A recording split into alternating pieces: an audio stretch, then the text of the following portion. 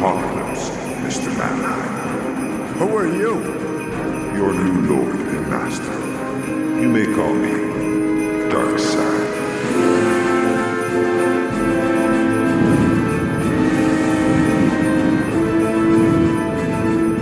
Happy holidays, Bat Bemmers. Open up your festive utility belt, grab your Bat Anti-Humbug spray, and empty it in the face of some jabroni Grinch.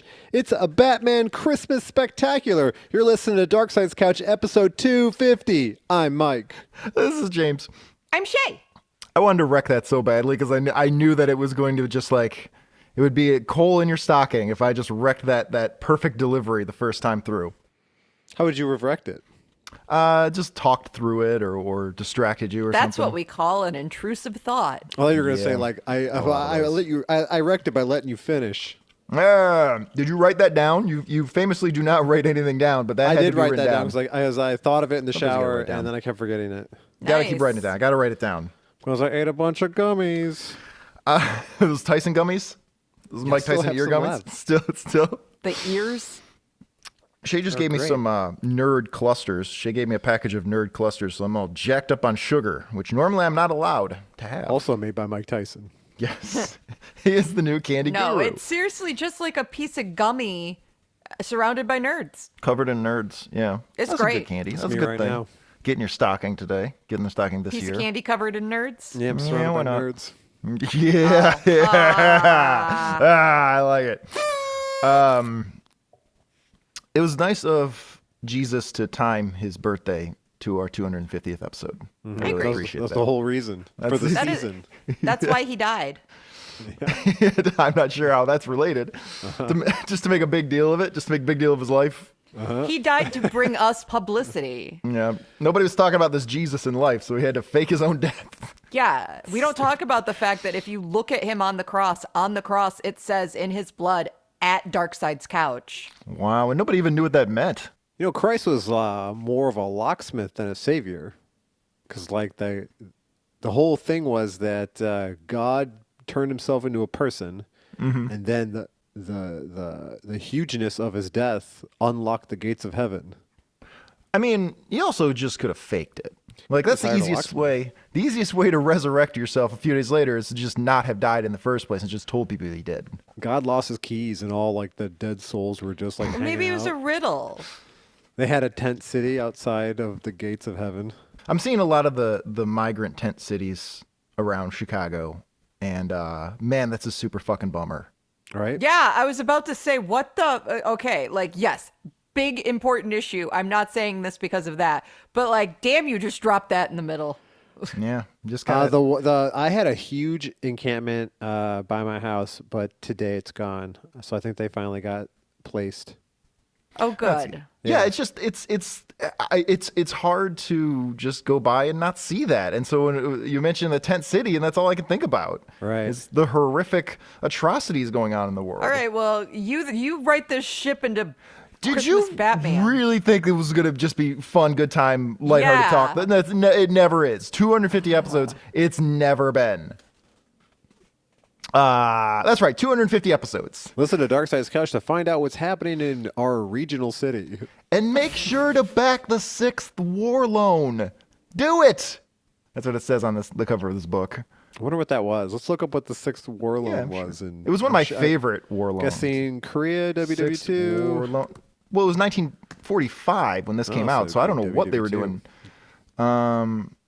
Sixth War Loan, 1944 World War II American propaganda poster, emphasized the drive to target Japan in the South Pacific Front. Doesn't really explain what the hell that means. Just say look, what were war loans? Click that one. Well, we know what war loans were, I but don't.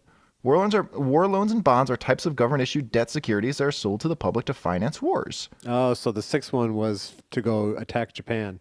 So they ask you for additional money because your taxes aren't enough. You also need to contribute to But this you loan. get that money back with zero interest. You know what they do now, though? They just raid Social Security. Yeah, Wow. fuck it.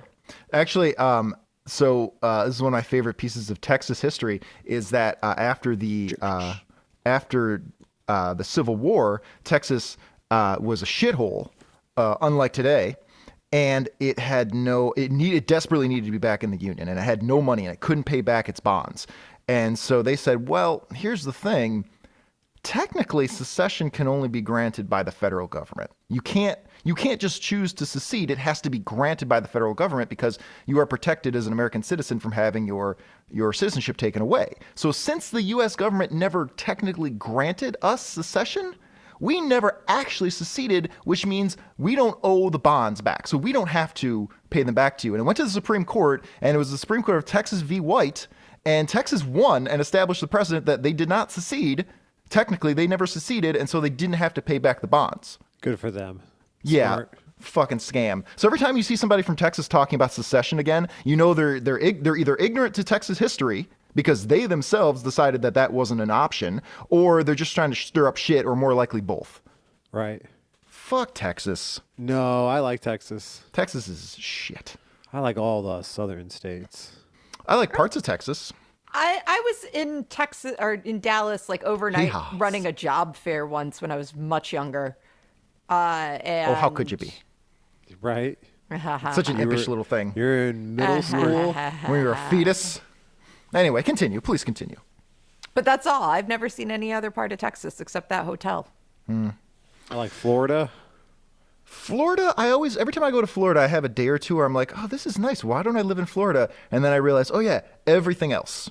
Yeah. It gets Everything super else about it. muggy. Well, it's super muggy, and it's just an objectionable place to be. As we established before we started recording here, every place is awful, with the exception of Chicago, which is less awful. Yeah, it's still bad though. It's still really bad, but it's the Yeah. best you're going to get. Yeah. It's the best option available. But No, I'd no, go visit South Beach. Yeah. Every state is great. Every state is great. Yeah.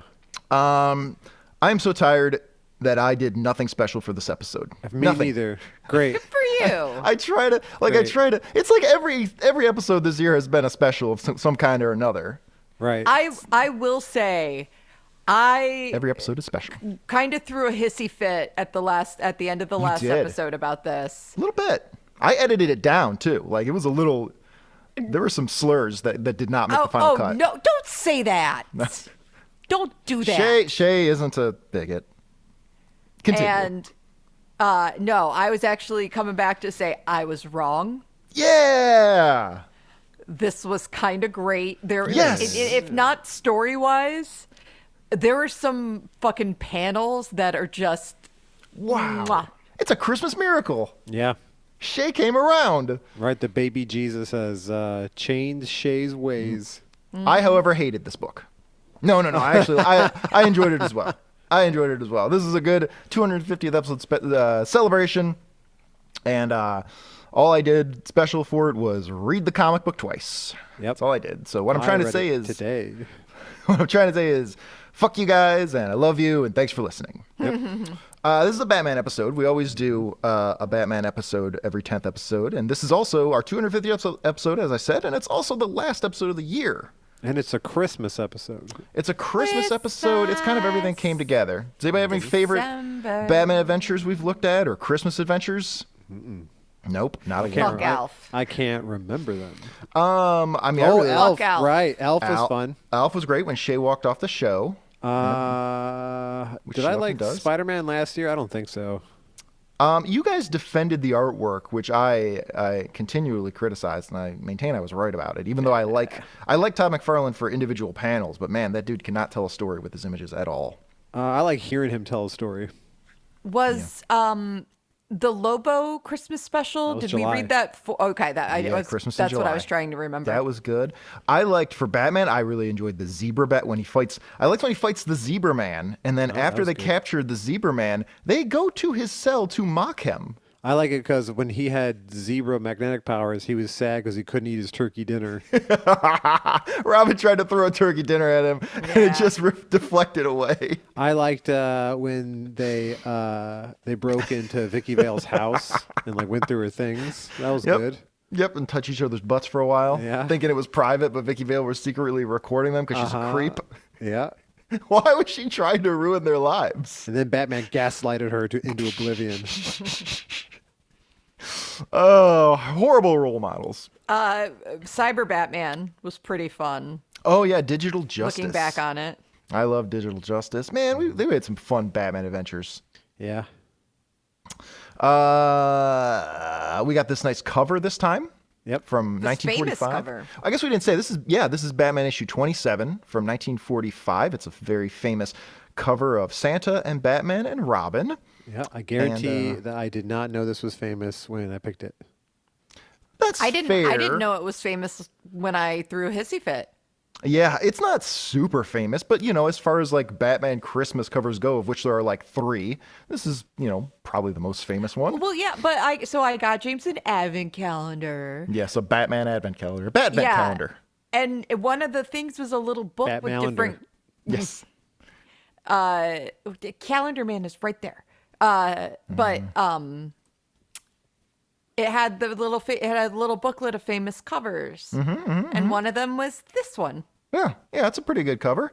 Well, it's good because you've got as we discussed last time, we're represented perfectly on this cover. Yep.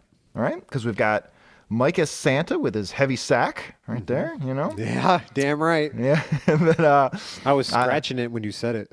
Wait. I don't want. Where's this going? I better be fucking Batman. You're not bad. I'm dressed up as Batman. I'm not carrying Mike's sack. No, Yeah, you are. Shée. I'm dressed up as Batman because I'm the tallest, and I thought the costume might make me seem cool and mysterious. Carrying my bags. And then See, that's what I initially thought, and then again, I no. Shée, you're the youngest, and you have the best bare legs. Yeah, you're the young boy. You got to carry my bags to the hotel. Look at them legs. Look at them gams. You're the only one who could pull off that outfit. Anyone can pull off Batman. Anyone can pull off Santa. I think Mike could pull off that outfit. Shay's Robin? doing my laundry. Oh, please. Yes. Stupid. God damn it. Stupid. So yeah, this came out. This came up on a wheel.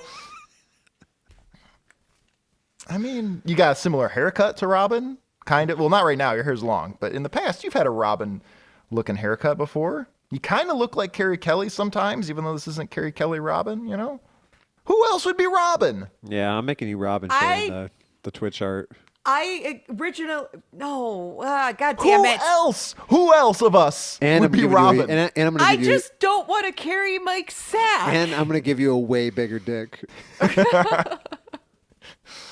Thank you, Mike. I appreciate that. I'm gonna give you as Robin with just a humongous hog. Yeah, just a John Hamm style. Right. Well, There's gonna be like a little fishing rod on top of it with some mistletoe. Well, we do call it John Thomas on the show now, as we learned from Reddit that it's called the John Thomas. But yeah, you want one of those big one. Remember when we looked at Reddit and it was about running tips if you're getting an erection while you're running? And the guy said, run faster and more blood will go to your John Thomas. Oh, yeah. Or maybe less. I don't remember what the device was because it clearly wasn't good advice. Right. But no, you want one of those big hogs that gets erect and it takes so much blood flow that you get dizzy from it. Yeah. Yeah, those are the saddest. I feel so bad for those guys in porn with like the 11-inch penises. It's like I don't. I'm you're jealous. like, I want one. No, you don't want to be that. I want to have the biggest muscles and the biggest dick. But you It's can't. always hard. You would have to be 8 feet tall in order to Yes. justify that. Oh, yeah. All right, fine. If assuming it's all proportional, then yes, that's great. But if a dude's like 6 foot with like a 12-inch penis, like first of all, it's never getting hard, and Yeah, secondly, come every time it gets semi-hard, he passes out. Nah, dude. Like there's not enough blood in the body to keep the whole body going and keep the penis erect. There's a lot that goes into erections. I didn't realize. It's really, really difficult. Not for me. That's why I try not to have them anymore. I try to steer clear of that whole thing. Well, they are like it's undignified. Yeah, the whole penis situation. The whole is undignified. like sex in general is just undignified. Right. It's just two sweaty, disgusting I'm not- things covered in We've talked on the mites. show before about the moment of realization afterwards. Yeah. Yeah, it's called the refractory period. The trick is to just have so many of those moments that it starts to sink in finally. It's just your life. Just Just your like, life is this constant malaise of what am I unpleasant doing? feelings. Yeah, why am I Yeah. You know what, guys out there, just crank one off before you make a bad decision. When you think you might be about to make a bad decision, crank one off, and then you probably won't do it. Yeah, you won't do shit. You're not going to do shit, and it's probably the right thing to do. Your evening is ruined. If you're angry at a woman in your life, just crank one off, and then you're probably going to realize, oh yeah, I'm an idiot, and then you're going to take a nap, and everything's going to be fine. Oh no, you're gonna be more like, oh, I'm just tired of this bitch. Ladies, Well, it's honestly the that's not what I same. Because before you go out, before you answer that text message, before when you see that name, just go rub one out. Just go Get that play that tank low. record, and yeah. Yeah, you want a low tank so you can make some sensible decisions in this life. Sensible decisions like making 250 episodes of a comic book podcast. Wank before you thank. I was really horny before yes. Nice. All right. I was really horny before we started this podcast and committed to at minimum 250 episodes. They should have jacked it off first before you make 250 we episodes. should have done it. We should have done it first so we wouldn't have spent so much time on this shit. You're like, you know what? I think I'm good. Yeah. Never mind. I think I'm just going to go to dentist school. Have a real life. I just got a popcorn popper. Is that real or fake? I do have one. This is the most modern piece of technology in Mike's house. I'd like a popcorn popper, but an air popper. I use it. Wow, this episode is so fucking boring old people so far. No. Jesus. Oh What my God. were you saying, Mike? You're using it for what? I don't know, man. You What do I use it for? I use it for popping I don't popcorn. know. You were starting to say something. Both you guys smoke so much goddamn pot that you have like 3-second memories. Smoking pot. Every time you get the slightest bit of distraction, we completely like my lose what mom. happened. Are you smoking that pot? Smoking pot. Were you out smoking pot? That's my mom. What is She it has like supposed a to be now? weird little like grin, like you're been bad smoking pot. Are we going back to reefer? Are we calling it reefer again? It's just weed, James. It's just Smoking I don't weed. know. Weed is no classier than pot. There's no class in pot, bro. That's like That is true. that's bad. It's the common man's Called herb. cannabis. That's when you want to be like you want to be top hat about it. Yeah, be clinical about it. Yeah.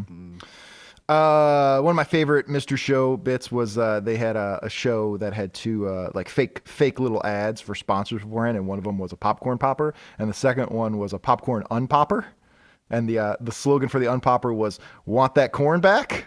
That's a great fun. slogan.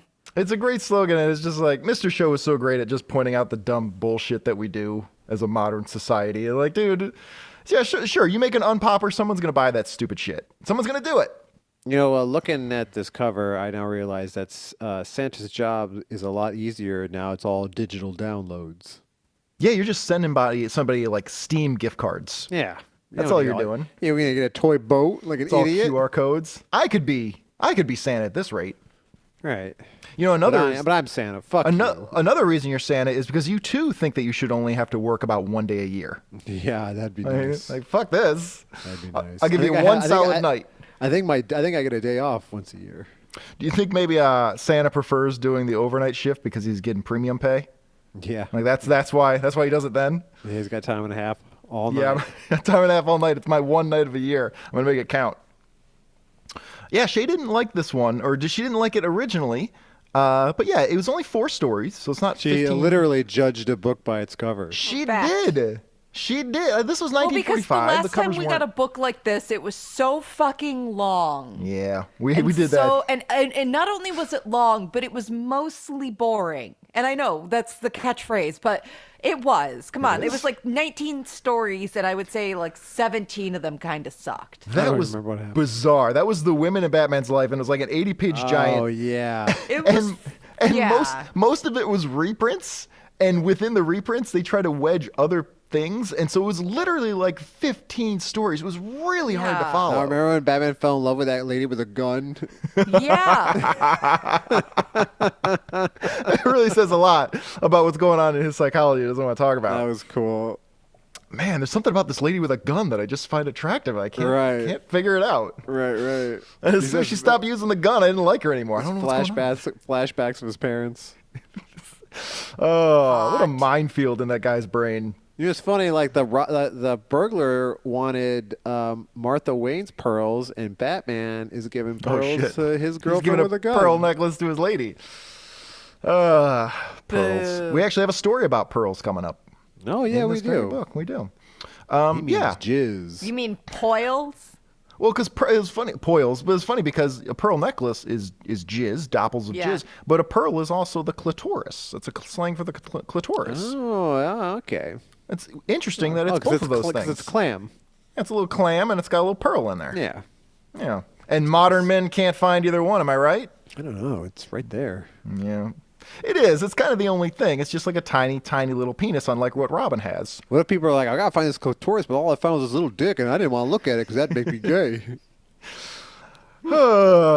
Yeah, that happens. There are sexually insecure guys who will see a large clitoris and say that's too close to a dick, and they get I uncomfortable. mean, that's what it is. Yeah, it's a tiny little lady dick. That's where our penises come from. We I think start we- out as female, and our clitorises just get big with testosterone. I would rather have the clit seems way more manageable. Yeah, you don't gotta go gotta see a special doctor. Shift it around. Yeah, you have more special visits, more doctors, but you don't have to Yeah. shift it around all day, move it, get it here, Yeah. get it there. I prefer the man Yeah. way of just never going. Yeah, one of these days, us 40-year-old men should probably go to the doctor and check it Gotta out. get Yeah. your prostate checked at 40. Gotta get that finger. Gotta get that finger up the butt. Hopefully, it makes me Yeah. come. I hear that happens. I recently got Turned my tubes yanked. Yeah, not and- tied. Thrown not in the tied. No, trash. they gone. They gone. I got pics. And You no, asked for but- proof that they were gone. Yeah, in case you fuckers want proof. No, but I mentioned this because in terms of being a guy and a gal, a vasectomy is essentially an in and out procedure that you can do pretty much at your doctor's. Yeah. And I had to go into the hospital to get You it didn't have done. to. Well, Yeah, you could have paid somebody. I didn't want Dr. Nick to do it. Hi, everybody. Let's get those tubes out of your uterus. Yeah, you were down for a couple days. You were a little loopy. It was like a whole celebration. Like, people came in from out of town. Like, your mom came in from out of town to hang out with you for a few days. No, she was there to take care of me. That shit doesn't happen when you get a vasectomy. Nobody gives No. a shit about you. You get ice that, back. that doesn't happen to you ever for any reason. Nobody's come from out of town to come see No. me. Because again, you didn't have to do it completely under anesthesia. Go to work. I've been under anesthesia before. I had a bunch of surgery done when In I was a order kid. to get your prostate like examined or your vasectomy, Oh, because I'm that's sorry. the important thing here. I'm sorry that the reason I had to be anesthetized and thrown in a wheelchair didn't meet your standards, your criteria. It didn't, because it had nothing to do with you being a lady or a man. Wow. Okay. It just had to deal with your feetsies. It was a lot. I had a lot of things. I had a lot of problems. I overcame a lot to get here at 250 episodes and talk about Batman and Santa's big sack. Yeah, damn right. Yeah, okay. I'm ready to get into this because I'm excited. This first story is called The Penguin's Apprentice, written by Don C. Cameron, pencils by Jack Burnley, inks by the great Jerry Robinson, and finally, we see a classic Batman villain who isn't the Joker. Right. Finally. Woo! I picked one with Scarecrow a while back, but I think other than that, we've only seen the Joker and like mobsters and various assholes And Zebra Man. and zebra. Yeah, you Yeah, can count him. one-off villains kind Yeah. of thing. Well, I guess in the women of Batman, we saw a whole Firefly. bunch. Oh yeah. You know what we Moth, did? Killer You're Moth. right. That episode was so busy. I forgot we saw Killer Moth. We saw Catwoman. We saw a lot of people. Catwoman, remember she like opened up a pet store that she hated? Yes, because she hates cats. Remember that? Because she gave up crime. Yeah. She gave up crime and she hates cats. And her origin was that she worked at her dad's pet store.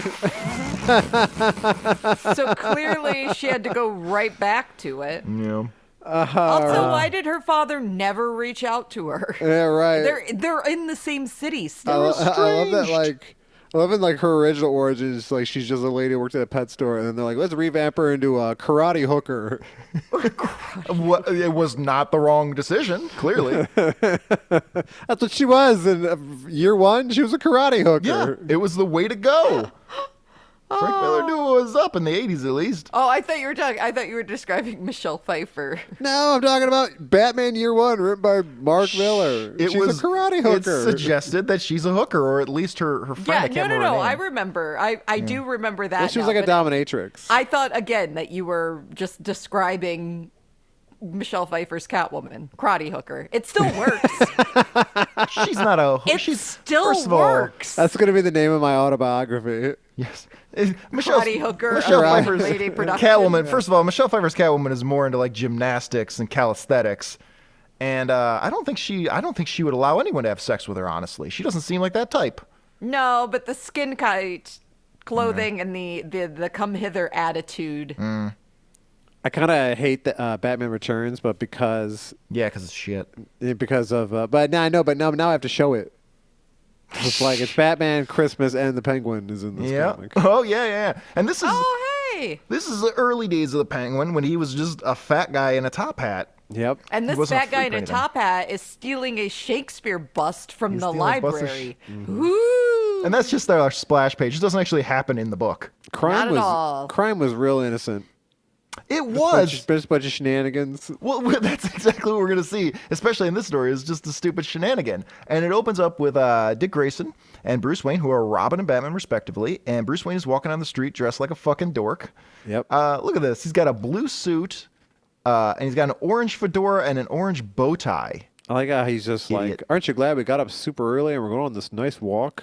And Robin's like, we were up all night. Yeah, we don't stop working. He just grabs him by his like collar a little bit, tugs him. Time to go, Robin. Get moving. Duty No more never sleep. stops. Here, Never take yes. this. He hands him a caffeine pill. Well, the second Batman stops, he recognizes all the horrible decisions he's made.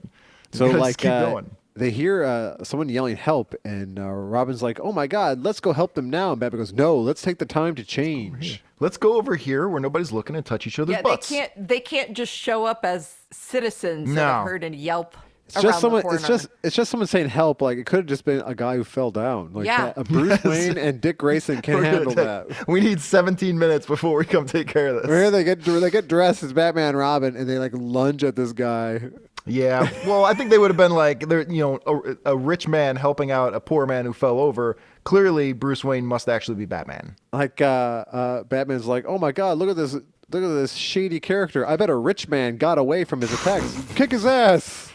So, they talk to this guy, and it turns out that somebody stole his handkerchief, right? Mm-hmm. And then they hear a woman yelling that somebody stole the feather out of her hat.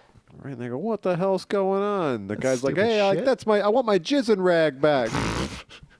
So yeah, gotta get his jizzin' rag and her jizzin' feather because women like delicate sexual. Right, they had the feather stimulation. against She wants the feather. the clitoris, just kind Yeah, of like against that pearl. yeah, starting off real slow. And that just turns into like a jackhammer. It just turns into like a power washer eventually. I've I've there's seen the Hitachi. variations. I've seen the Hitachi. I know what's going on. Is the Hitachi like the little digital animal you had to feed when you were in middle school? Yes, the Tom Hitachi. Tamagotchi. Tamagotchi. And And trying to combine Hitachi and some it's called Okay. it's called a portmanteau. Did you guys have one? No. Tamagotchi. I think I knew people Yes. who had them though. I got very into that. How did your Tamagotchi die, Shée? Neglect? No, I beat it with my Hitachi. It was neglect. No, I'm kidding. It was neglect. I did let It it was. die. Yeah, exactly. It died in the middle of the night. So they figure out from clues, oh, this must be the Penguin. It sounds like the Penguin. And they're like, well, yeah, but the Penguin, like, he wouldn't be stealing little feathers and everything. Like, he's finally lost his mind. And Robin goes, well, you do beat your enemies senseless. They probably all Yeah, have he did. CTE. He brought up that, like, hey, maybe last time you hit him, you, like, gave him severe brain damage. Yeah. And Batman's just thinking back at the time he, like, just clubbed him in the face, but his nose just wouldn't stop bleeding. Yes. He just, Oh. it's really hard to pull him back. This story as well, a lot of this, if not all of this book, is also written very much like the Batman TV show. Like, Well, this was 20 years beforehand, but yeah. I know, but it is that same. Everything has that alliteration or semi-rhyme. Silly clues and, yeah, the absolutely ridiculous joke every time they throw a punch. It's nice. I like it. Yeah. Well, they know how to have a good Robin, time. what would make the Penguin steal such trivial things. He goes, well, last time you saw him, you cracked his skull. Yes. I saw a little bit leaking out. Like he's going to die soon. Batman's just like, what could be the reason? It's much cuter, and he calls him Slug Nutty. But Batman doesn't hear him because he's been Batman for years, and he also has a series of brain trauma, and he just hears like, it's like Robin's talking to him. It's just white noise going on. Batman has CTE? Sure. Is that Probably, what did all I of get these the people do. initials Nobody right? wore helmets. Yeah, Yes, like they all Batman does. Like Penguin for sure does. He took the worst of the beatings. Oh, Penguin's God. like walking with a terrible limp. This whole comic because like Batman his hip is shattered one of his yeah. legs. His hip is in pieces. He's like it hurts when it rains, Batman. So it turns out that the Penguin, he's got an apprentice because I guess like this dude, somebody, we never see him, saved the Penguin's life. And so to thank him, the Penguin has decided to make this dude's son his criminal apprentice. Penguin's having a flashback of the time this kid's dad saved his life. It's when Batman cracked his skull and he's just dragging him by both arms to the hospital. It's the final thing he remembers, and it's locked into his brain. Before he dies, and now the Penguin's eye like wanders permanently. He relives it constantly. All day. It just plays Like on no a one loop in his knows. head. No one. That's why he has to wear the monocle is to correct his eye not working properly anymore because Batman cracked his dome. Well, as we've looked at before, there's no other reason to have a monocle. There's like a dent in his head now, like permanently. When Batman just wouldn't stop clubbing him. Penguin got beaten very severely by Batman. Yes, this is true. Jesus Christ, dude. I feel like someone beat you very severely. So the Penguin's talking to his apprentice, and he's trying to show him how to be a criminal, and he's having him study all of like his I guess the notes that he's his scheme of the Penguin's various schemes over the years. I guess is what he's. What fucking kind of Kavanaugh shit is this, where he writes down all of the shit he's doing? I mean, he was very anal about it. You know? How does he keep getting out of prison? Well, because you would only go to prison for like a couple weeks. Because he's rich, around. dude. How long do rich people usually end up in prison? I mean, rich people tend to not be like burglars. Yeah. Well, you know, it was the 40s. Like that's the worst thing you could do in the 40s. They hadn't invented murder yet, so all you could really do was like just steal somebody's jewels. They mentioned this comic at some point that the Penguin lives in a manor. It's like the fuck? Do they really? I might Lives have in a missed manor. that. So they know where he lives? He has an address? Just go arrest him. No, he hasn't done anything lately. It's fine. He's telling the dude, like, okay, you've been studying up on my crimes. And it turns out that no, he hasn't been studying about the crimes. He's been writing a novel. He wants to be a writer. And he's writing basically the story of the Penguin and what a great criminal he is. The Penguin thinks, I'll put on this disguise and go to a publisher and try to sell this book. And nobody will recognize me because I put on a mustache. And for some reason, like he goes to the publishing office. He's wearing a fake like mustache and like wearing a different suit, and he's pretending to be another guy. And Bruce Wayne is just also there at the meeting. So apparently, Bruce Just Wayne happens. is involved in the publishing arm of something in Wayne Industries. Like, dude, this is beneath you. You cannot be overseeing which books get published by Wayne Industries. Batman's just so Bruce Wayne's just there, and he doesn't recognize the Penguin because his vision is horrifically blurred, and he hears nothing but the dead hollow ringing in Like, his ears. wasn't the thing that Batman figured out that Superman was Clark Kent early on, right? Maybe. No? I don't Am I know. wrong here? Well, he probably just saw like in the newspaper like story by Clark Kent that had a photo of Clark Kent and then a photo of Superman in the Yes. story. And he was just like, "Bingo! Hey, Yeah. Alfred, look!" What I was gonna say is like, okay, so everyone else in the fucking world is thrown off by a pair of glasses, but Batman could figure it out. But if you put on a pair of glasses and a mustache, then Batman's like, who the fuck are you? Batman's very sleepy. He's been up all night doing things with Robin, and then he had to take a stroll down the street, and he's still got to go to this meeting about a book that might get published. Like, you don't have time for this. He found out Superman's identity before the trauma, and now That's one of the he's clear just memories. like, now he's just keeping on. It's kind of it's hazy now. It's hazy. It's They unclear. didn't know about CTE back then. No, they barely know about it now. Think of all the guns that went off by Batman's head. Yes. Like, The hearing damage. Yeah. It's all just noise and whistles and lights. He's probably got a floating rib. So the Penguin wants to publish this book, and the publisher goes, "No, sorry, sir. This would give criminals too many ideas if we published it. We learned that lesson when the Joker recorded all his crimes onto some VHS tapes of them and tried to sell them. You guys remember that? When he made Batman make out with a goat. He made him make out with a goat, and it wasn't even the worst thing that he had fucked. Yeah, he made bestiality porn with Batman to sell. How did we This is forget real. that one? This was like episode 80 or so. You have to go way back, episode 80 or 90. But this was an episode where, the Joker was recording his crimes to sell them, and then he decided, I got Batman here. I'll tie him up and make him kiss a goat. Yeah, not just kiss a goat, like tonguing. Yeah, he had to eat violently. into it. He didn't make them do that. They kind of did that on their own. He just wanted them to kiss, and then they just decided to keep going. All Joker did was not turn off the camera. He's like, yeah, yeah. Yeah, dude, that's diabolical. All right, so they oh, Jesus Christ. Like, you know how people will talk about how they're worried about that one day they'll go too far watching porn and then that'll be their Sure, you thing. get porn brain. Yeah. You mean me? I say that. Yep. And do you think Batman's there now where he's like, oh no, I've gone as far as goat fucking? I think he's there in terms of violent crime. Well, chronologically, the goat fucking hasn't happened yet. So this is a relatively innocent Bruce Wayne. This is before the Joker taking advantage of a brain-damaged Batman. Yes, who doesn't know where he is. He doesn't know He's what's just going like, on. I wonder where I know this guy, but he can't hear or see shit. No, he has no idea what's going on. Like, he thinks he's making out with Vicky Vale. He's just like pondering this entire time when these guys are talking. And he wouldn't have figured it out had the publisher not turned down the Penguin because he wanted to get it published, wanted to get the book published. Told him no. Penguin leaves in order to publish the book himself, essentially. Yeah. He drops a piece of the manuscript.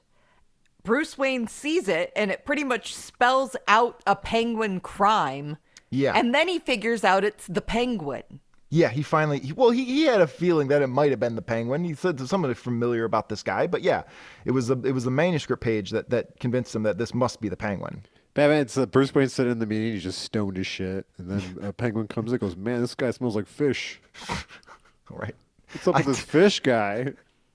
So the Penguin over here is about a truckload of paper being delivered, and he decides to stick up the paper truck and steal the paper. Well, he gets Batman the and idea. Robin- The guy says, like, if you publish this book, it'll give criminals an idea of how to commit crimes. And he goes, "That's a good idea. I'll sell the book to criminals to teach them how to do crimes better. But first, I'll steal paper so I can publish it myself." Now, this is where he went wrong, because had he not stolen the paper, he's not doing anything illegal. So what I've noticed here is, like, Batman's in the meeting. The Penguin goes out to steal paper immediately. Batman goes home, gets his fucking jet, flies back to the scene of the crime in his Batman costume with his little buddy. Yeah, of course. Well, you gotta have the jet. Could have just called the cops. No, not for this one. This isn't the Batman's touch. Needed Batman's special touch on this one. They get in a fight. Robin kicks a rock at one dude's head and kills him. He kills one guy by jumping out of an airplane and he lands. Curb stomping him. Yeah, curb stops a man, and then another guy pointing his gun at him. And thankfully, a rock was there, because if not, Robin would have been shot to death. He would have been dead. And he kicked that rock in the guy's head, killing him as well. Yep. But the Penguin ended up getting the last laugh. He kicks a roll of paper off the truck, knocks out Batman and Robin. So he's got his paper, and he's like, "Oh, well, I also have Batman and Robin. I guess I'll take them back to my hideout, tie them up too." That would have killed him. That paper, fucking roll of paper, that would roll have of crushed paper, all their bones. I mean, it's a tree. Like, at that point, it's just a tree. Yeah. It's a giant log that just landed on Batman and Robin. They're dead. But somehow they're alive. I don't know. So yeah, like Penguin takes them back to their like hideout, and they're tied up, but they're dead. Yes.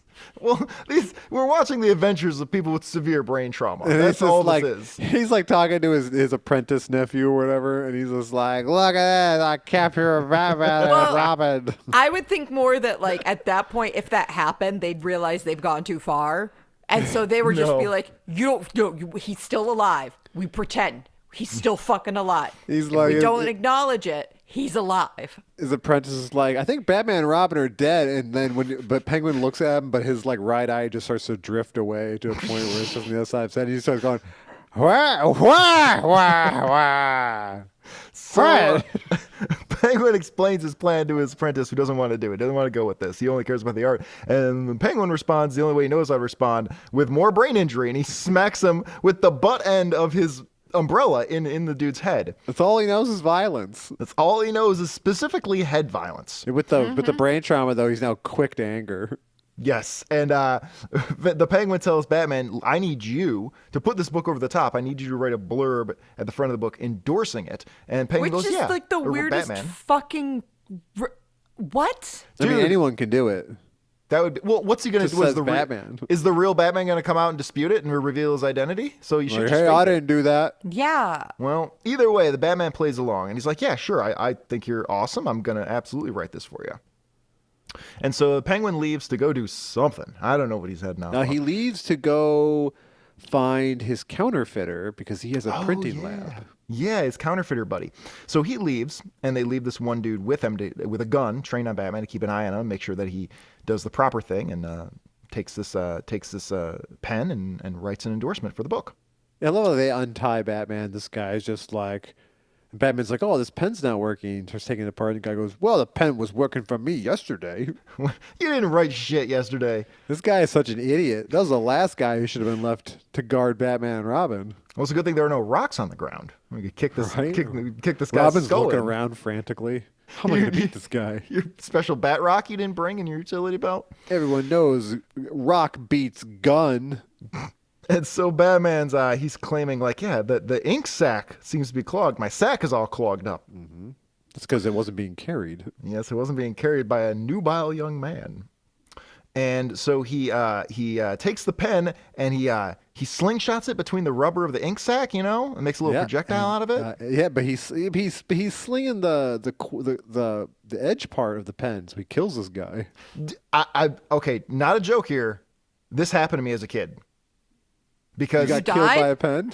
I came damn close. So I, as regular listeners know, I grew up in inner city Detroit with psychopaths and monsters, and there was constantly, I got in fights every day. There were weapons, like I'm talking literally like 10-year-old kids with like shards of glass slashing each other. Like it was fucking crazy, and nobody cared about anything. There was no stopping it. There was no calling the teacher. There was nobody cared. And one time, some little piece of shit did that and shot a pen at me over like 10 feet and landed directly between my eyes. And Good shot. had he been off by a fraction, by an inch and a half, I would be like the Penguin. I'd only have one eye, and the other one would just be drifting off, and I'd have a monocle right now. Oof. And there's nobody does shit about this because it's just a fucking hell on earth. Well, they And do this about happens every day. That's just how it was back in the day, though. Yeah, you Nobody could cared. also you could expel the child. You could do that. Then what? Yeah, and then expel the next child who does it as well until all that's left are children that aren't doing that to each other. And when Batman slingshots the pen at the bad guy, he says the name of his favorite band. Zing? Clunk? Awk? What part are you looking at? Andrew WK. Oh, AWK. Oh, All right. AWK. A little bit of a walk. But we got there. Or an awk. So anyway, Batman then gets up and he knocks the guy out, even though he kind of already did. I don't know why he felt the need. He like runs. Yeah, he embeds the pen in the guy's forehead and then leaps out of the chair and just crushes his skull with his punch. His brain is exposed already. I don't think we need to hit him a second time. He said, "Well, I should demonstrate the pen is mightier than the Tommy gun." And Did you see it, kills Robin? the man. Did you see what I said, Robin? And then I got him. And he grabs his Tommy gun off the ground and then just unloads it on the prone man on the ground. Pieces of the dude's skull are flying all over the room, landing It's on like the end Robin. of Inglourious Bastards, shooting at the Germans. Oh my god. So yeah, it turns out that this is all just a scheme for Batman to get loose, and he gets loose, and he tells the apprentice guy, like, listen, you're not going to go to jail if you can help us figure out where the Penguin went, and where's this counterfeiter that he's talking about? Where is that? Robin's just like, sorry, I thought it was weird that you wanted to do that. He goes, yes, you thinking it was weird is how we got away with it. It's really not. It's not at all. All he's trying to say is like Robin is a poor actor, and had he told him his scheme, it wouldn't have worked. He says he just told Robin he doesn't trust him. Yes. Your acting is shit, Robin. So they dig through the Apprentice's files, and he finds a note about this counterfeiter, and it gives them a clue that the counterfeiter's hideout is right next to a clock tower, which, good thing he hasn't moved his hideout. Still there. Yeah. And Batman's just like, the first Robin and the Apprentice are like, man, we'll never figure it out from this note. And Batman's like, you guys are idiots. I figured it out already. Figure it out, you fucking morons. Why do we even have you guys? He's just do like this myself. He's just like mansplaining the shit out of it now. Like, let me tell Two you other exactly men. how I came to this. Two other men. Yeah, he's batsplaining. Well, I mean, Robin and the Penguin's Apprentice men is a stretch. The betas. Yeah, betas.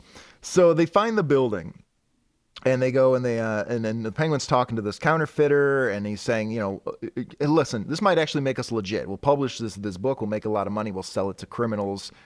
We'll get legitimate distribution. This is Gotham. This is the least shady thing anyone's ever done in this city. He's talking to this criminal, and he's just like, the forward's done by Batman. And the guy goes, Batman? I love that guy. This book will sell. Shit, yeah. And then they shake hands.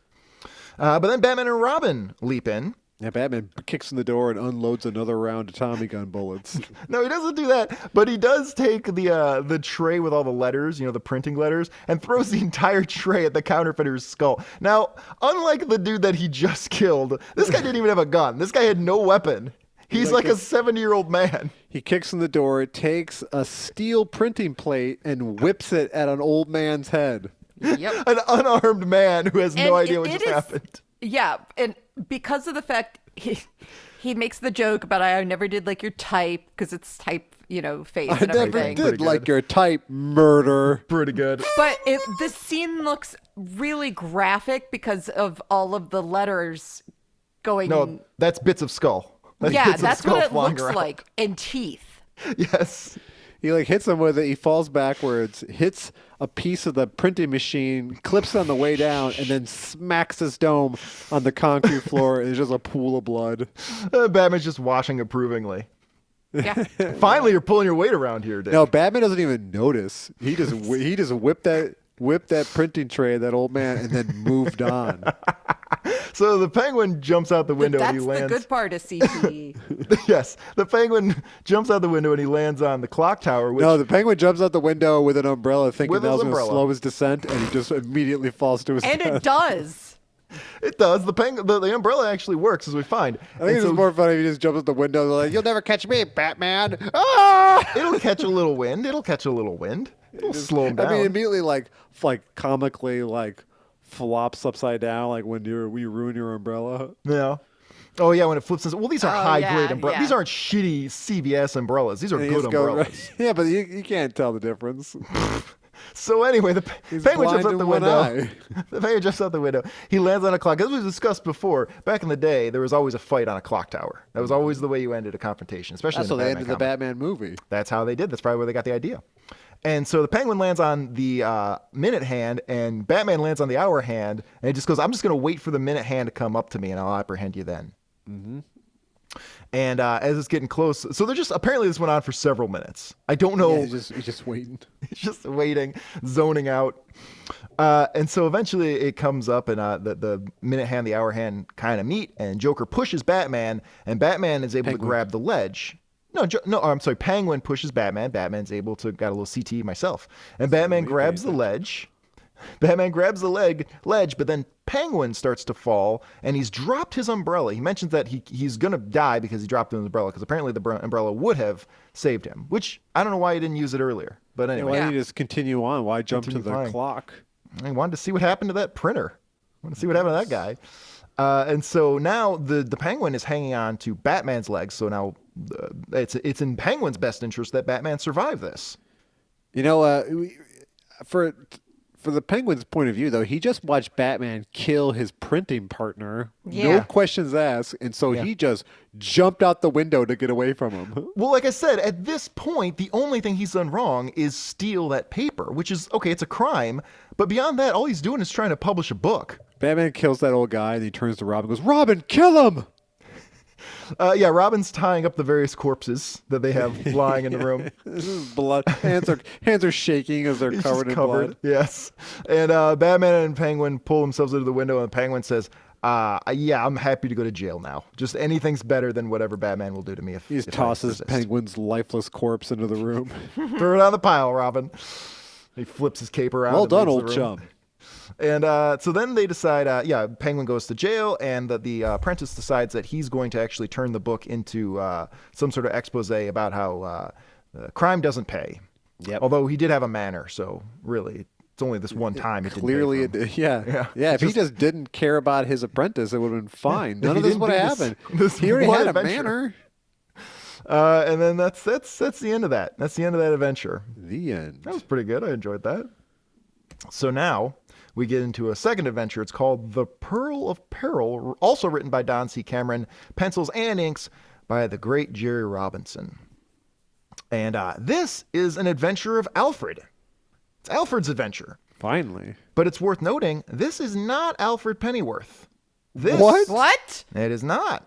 This is Alfred Beagle, who is the Earth 2 Alfred, who was a pudgy, clumsy wannabe detective. He wormed his way into Batman and Robin's life. He became their butler. And then, inspired by Batman and Robin, he decided to get in shape and he grew a mustache and everything like that. And then he died in the crisis, R.I.P. Currently, both Alfreds are dead, actually. Both. What? Yes. Well, So there was an original Alfred. He died, and then this new Alfred showed up? No. This was when Alfred was first introduced. He was Alfred Beagle, not Alfred Pennyworth, and he was not their trusted butler. He was a dude whose father or uncle, or whatever, worked with the Waynes. But his Uncle? yeah, his loving Good uncle. catch. Fuck you both. And so he wanted to be a detective, but he was just kind of clumsy and awkward, and he was just kind of a problem to Batman and Robin. But eventually he proved his worth, and they said, all right, well, why don't you lower yourself to being our butler? He accepted it, but then he was so inspired by Batman and Robin that he lost the weight and everything, and gradually turned into Alfred we know. But then they retconned the whole origin. They gave him the last name Pennyworth instead, and they said, guess what? All these early adventures, as with all these books, the DC books from this time, we just decided all that happened on Earth 2, not on Earth 1. So this is the Earth 2 Alfred, who was Alfred Beagle. Okay, I didn't know Not the that. same guy. Yeah, Yeah. at the time it was the only Alfred, but Alfred's got a complex history. So Alfred he's still named Alfred, and he's still their butler, but it's Yes. not Pennyworth. Yes, at the end of the day, Okay. it's the same thing, but the way they get to it is different, and it wasn't the same last name. So technically, Alfred Beagle, wannabe detective who With lost a some weight. terrible comb over. Yeah, he's got a bad comb over, but he's doing his best. He just Everybody- lost like 50 pounds. Everyone does, though, in this book. On this page, yeah. And yeah, this is a rough one.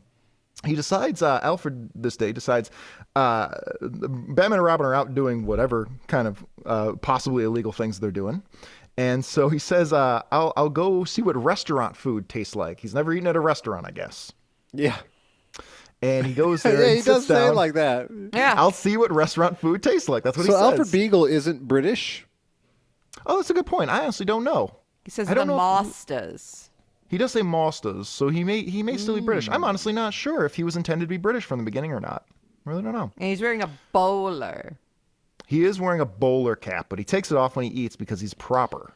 So I wonder if he's like Earth 1 Alfred and loves to smoke weed. No, this guy does meth. Earth 2 Alfred does hardcore crystal meth. Just like Batman. Yes. That's how they bonded. That's how they got That's over that their... World War II soldier meth. Yeah, the potent stuff, yeah. Well, you got it. Sometimes you got to stay up all night guarding a booth. Bro, you got to win a war. It's a world war. There is a guy who wants to rule the world, and he might do it. And all those guys were on meth too. You got to even the playing field. Yeah, seriously. Just trying to keep up. Meth so and steroids. Like, why? Like, give that to your soldiers. I'm sure there's somebody looking into that for sure. Yeah, of course. If you can No, weaponize they something, did. yeah. Again, if you can weaponize something, the U.S. government is not going to go, well, what are the moral implications of getting this to our soldiers? No, the Hey, they soldiers got are to getting carry that. that 100-pound pack all day long. Get some steroids. What's fucking dumb is they're making So I guess at the end of the Falcon and the Winter Soldier, the Falcon decided not to take the super soldier serum because being a human is his greatest superpowers or whatever. But now he's going to be Captain America proper in the MCU, and his arm's just going to break when he catches that shield. Yeah. Yeah. He's just a guy now. Like, Yeah, what he's the just a fuck are you dude. doing? Like, Yeah, you could gotta be a save- super person to catch the shield. You could save the world, but you're too worried about your human integrity Yeah. to take the goddamn super serum. Right, Yeah. Magna Conte does it, and he's in the goddamn NFL where they test you for that. He's just a football player, and he does it. Bro, you're just gonna hit your cares? No, jetpack? he takes magic pills. Yes, special magic muscle pills from his brother. I love Magna Conte so much. That fucking idiot. So anyway, this is an Alfred adventure. Alfred goes at to a restaurant. a restaurant which he's never been to. He's never heard of restaurants before. And he's just having a good old time just reading the menu. Yes. And then he is offended because there is a poor person there. Yeah, And he he's says- disgusted. He's like, oh, this restaurant serves all kinds of people. and he's just hoping the food is good enough to He's to just like, I compensate hope that for this. homeless man fucking dies. He's not even homeless. He's just poor.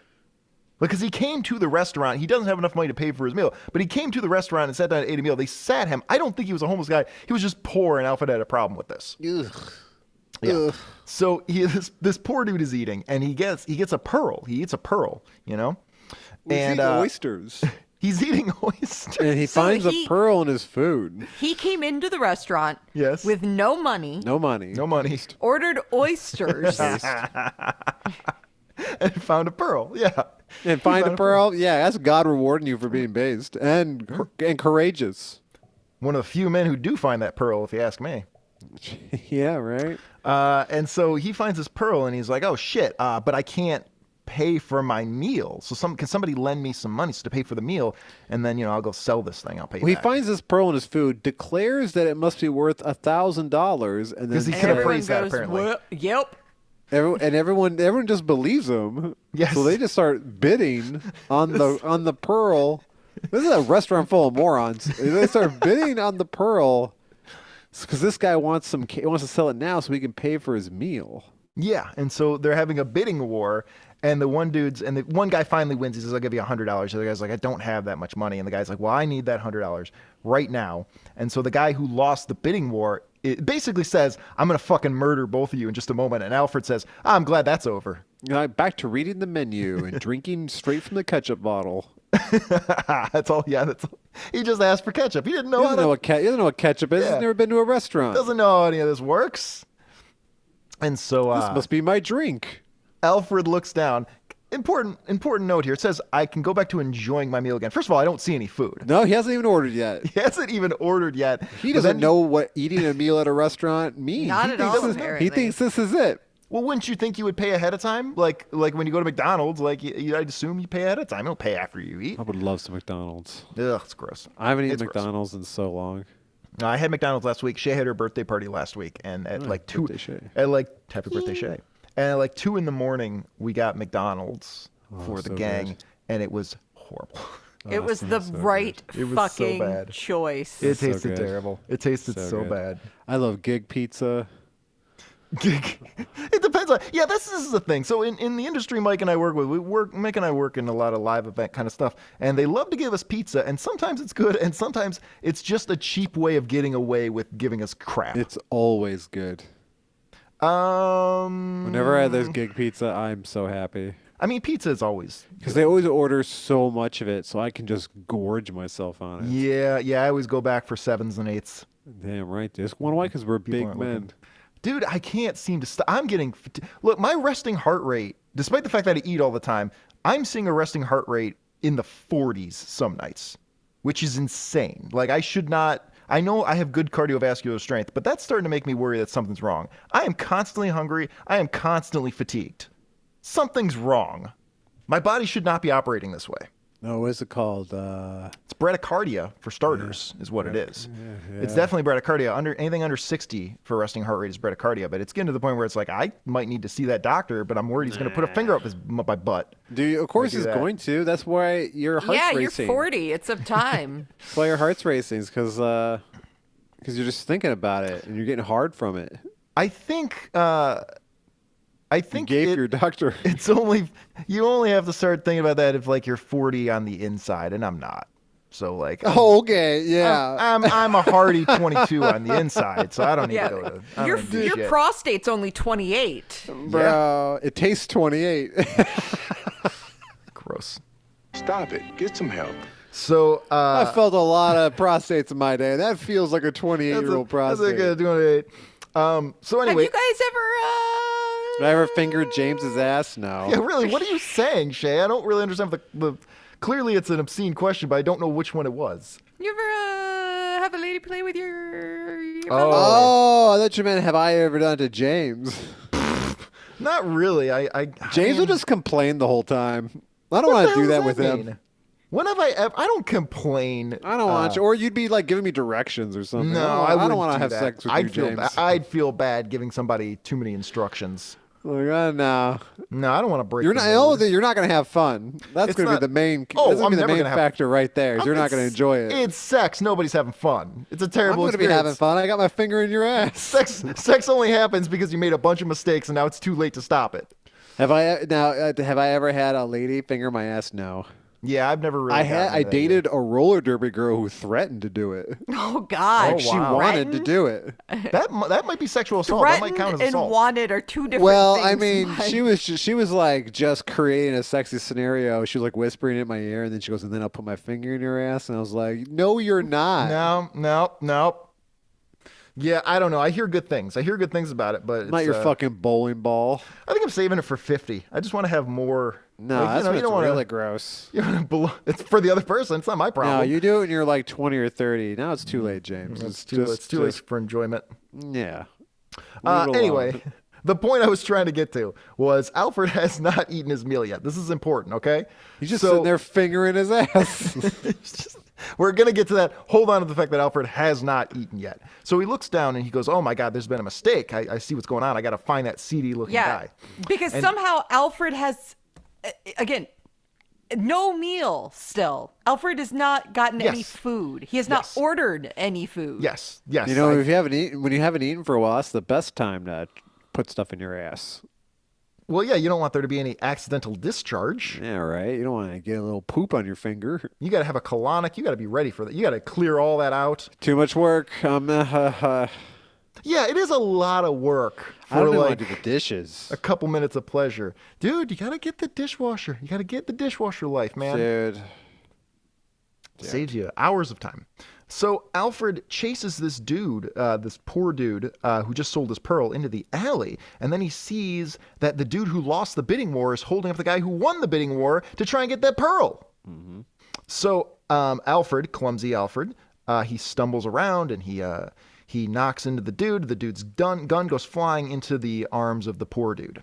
Wait, so like Alfred accidentally knocked him down? I thought he was just like, No, he tripped. oops. No. Like just being a dick. This is early Talking some on. smack. Alfred had been around for a couple of years, but this is early on after they started transitioning him into like a respectable human being. Up to this point, mostly, he'd been a stumbling, klutzy goof. Because here's the takedown. Yeah, he takes him down. He takes him down for sure. The gun goes flying, and the poor dude grabs the gun and says, "Well, maybe I'll just kill you." Why this poor dude who just made $100 wants to kill anybody? We don't know yet. We're not sure what's going on. No witnesses. No witnesses, and it turns into a fight. Everybody starts hitting each other. People are getting a lot of everybody's getting pistol whipped and slammed. Their head slammed against the wall. It looks like they're just pushing each other. it's It's like a shoving match.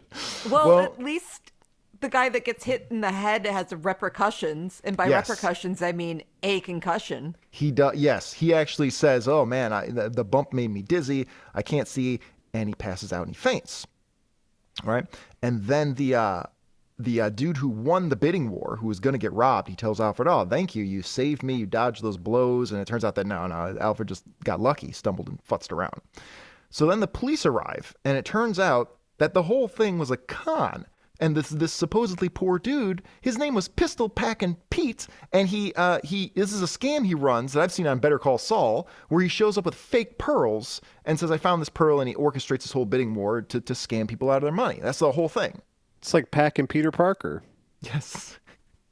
And so They tell Alfred, yeah, you must be an expert in pearls because this pearl is really shiny, and that's not how pearls come out of oysters. They always look really dull, and it takes a while to get them shiny. So you must be a pearl expert. Turns out Alfred didn't know any of that shit at all.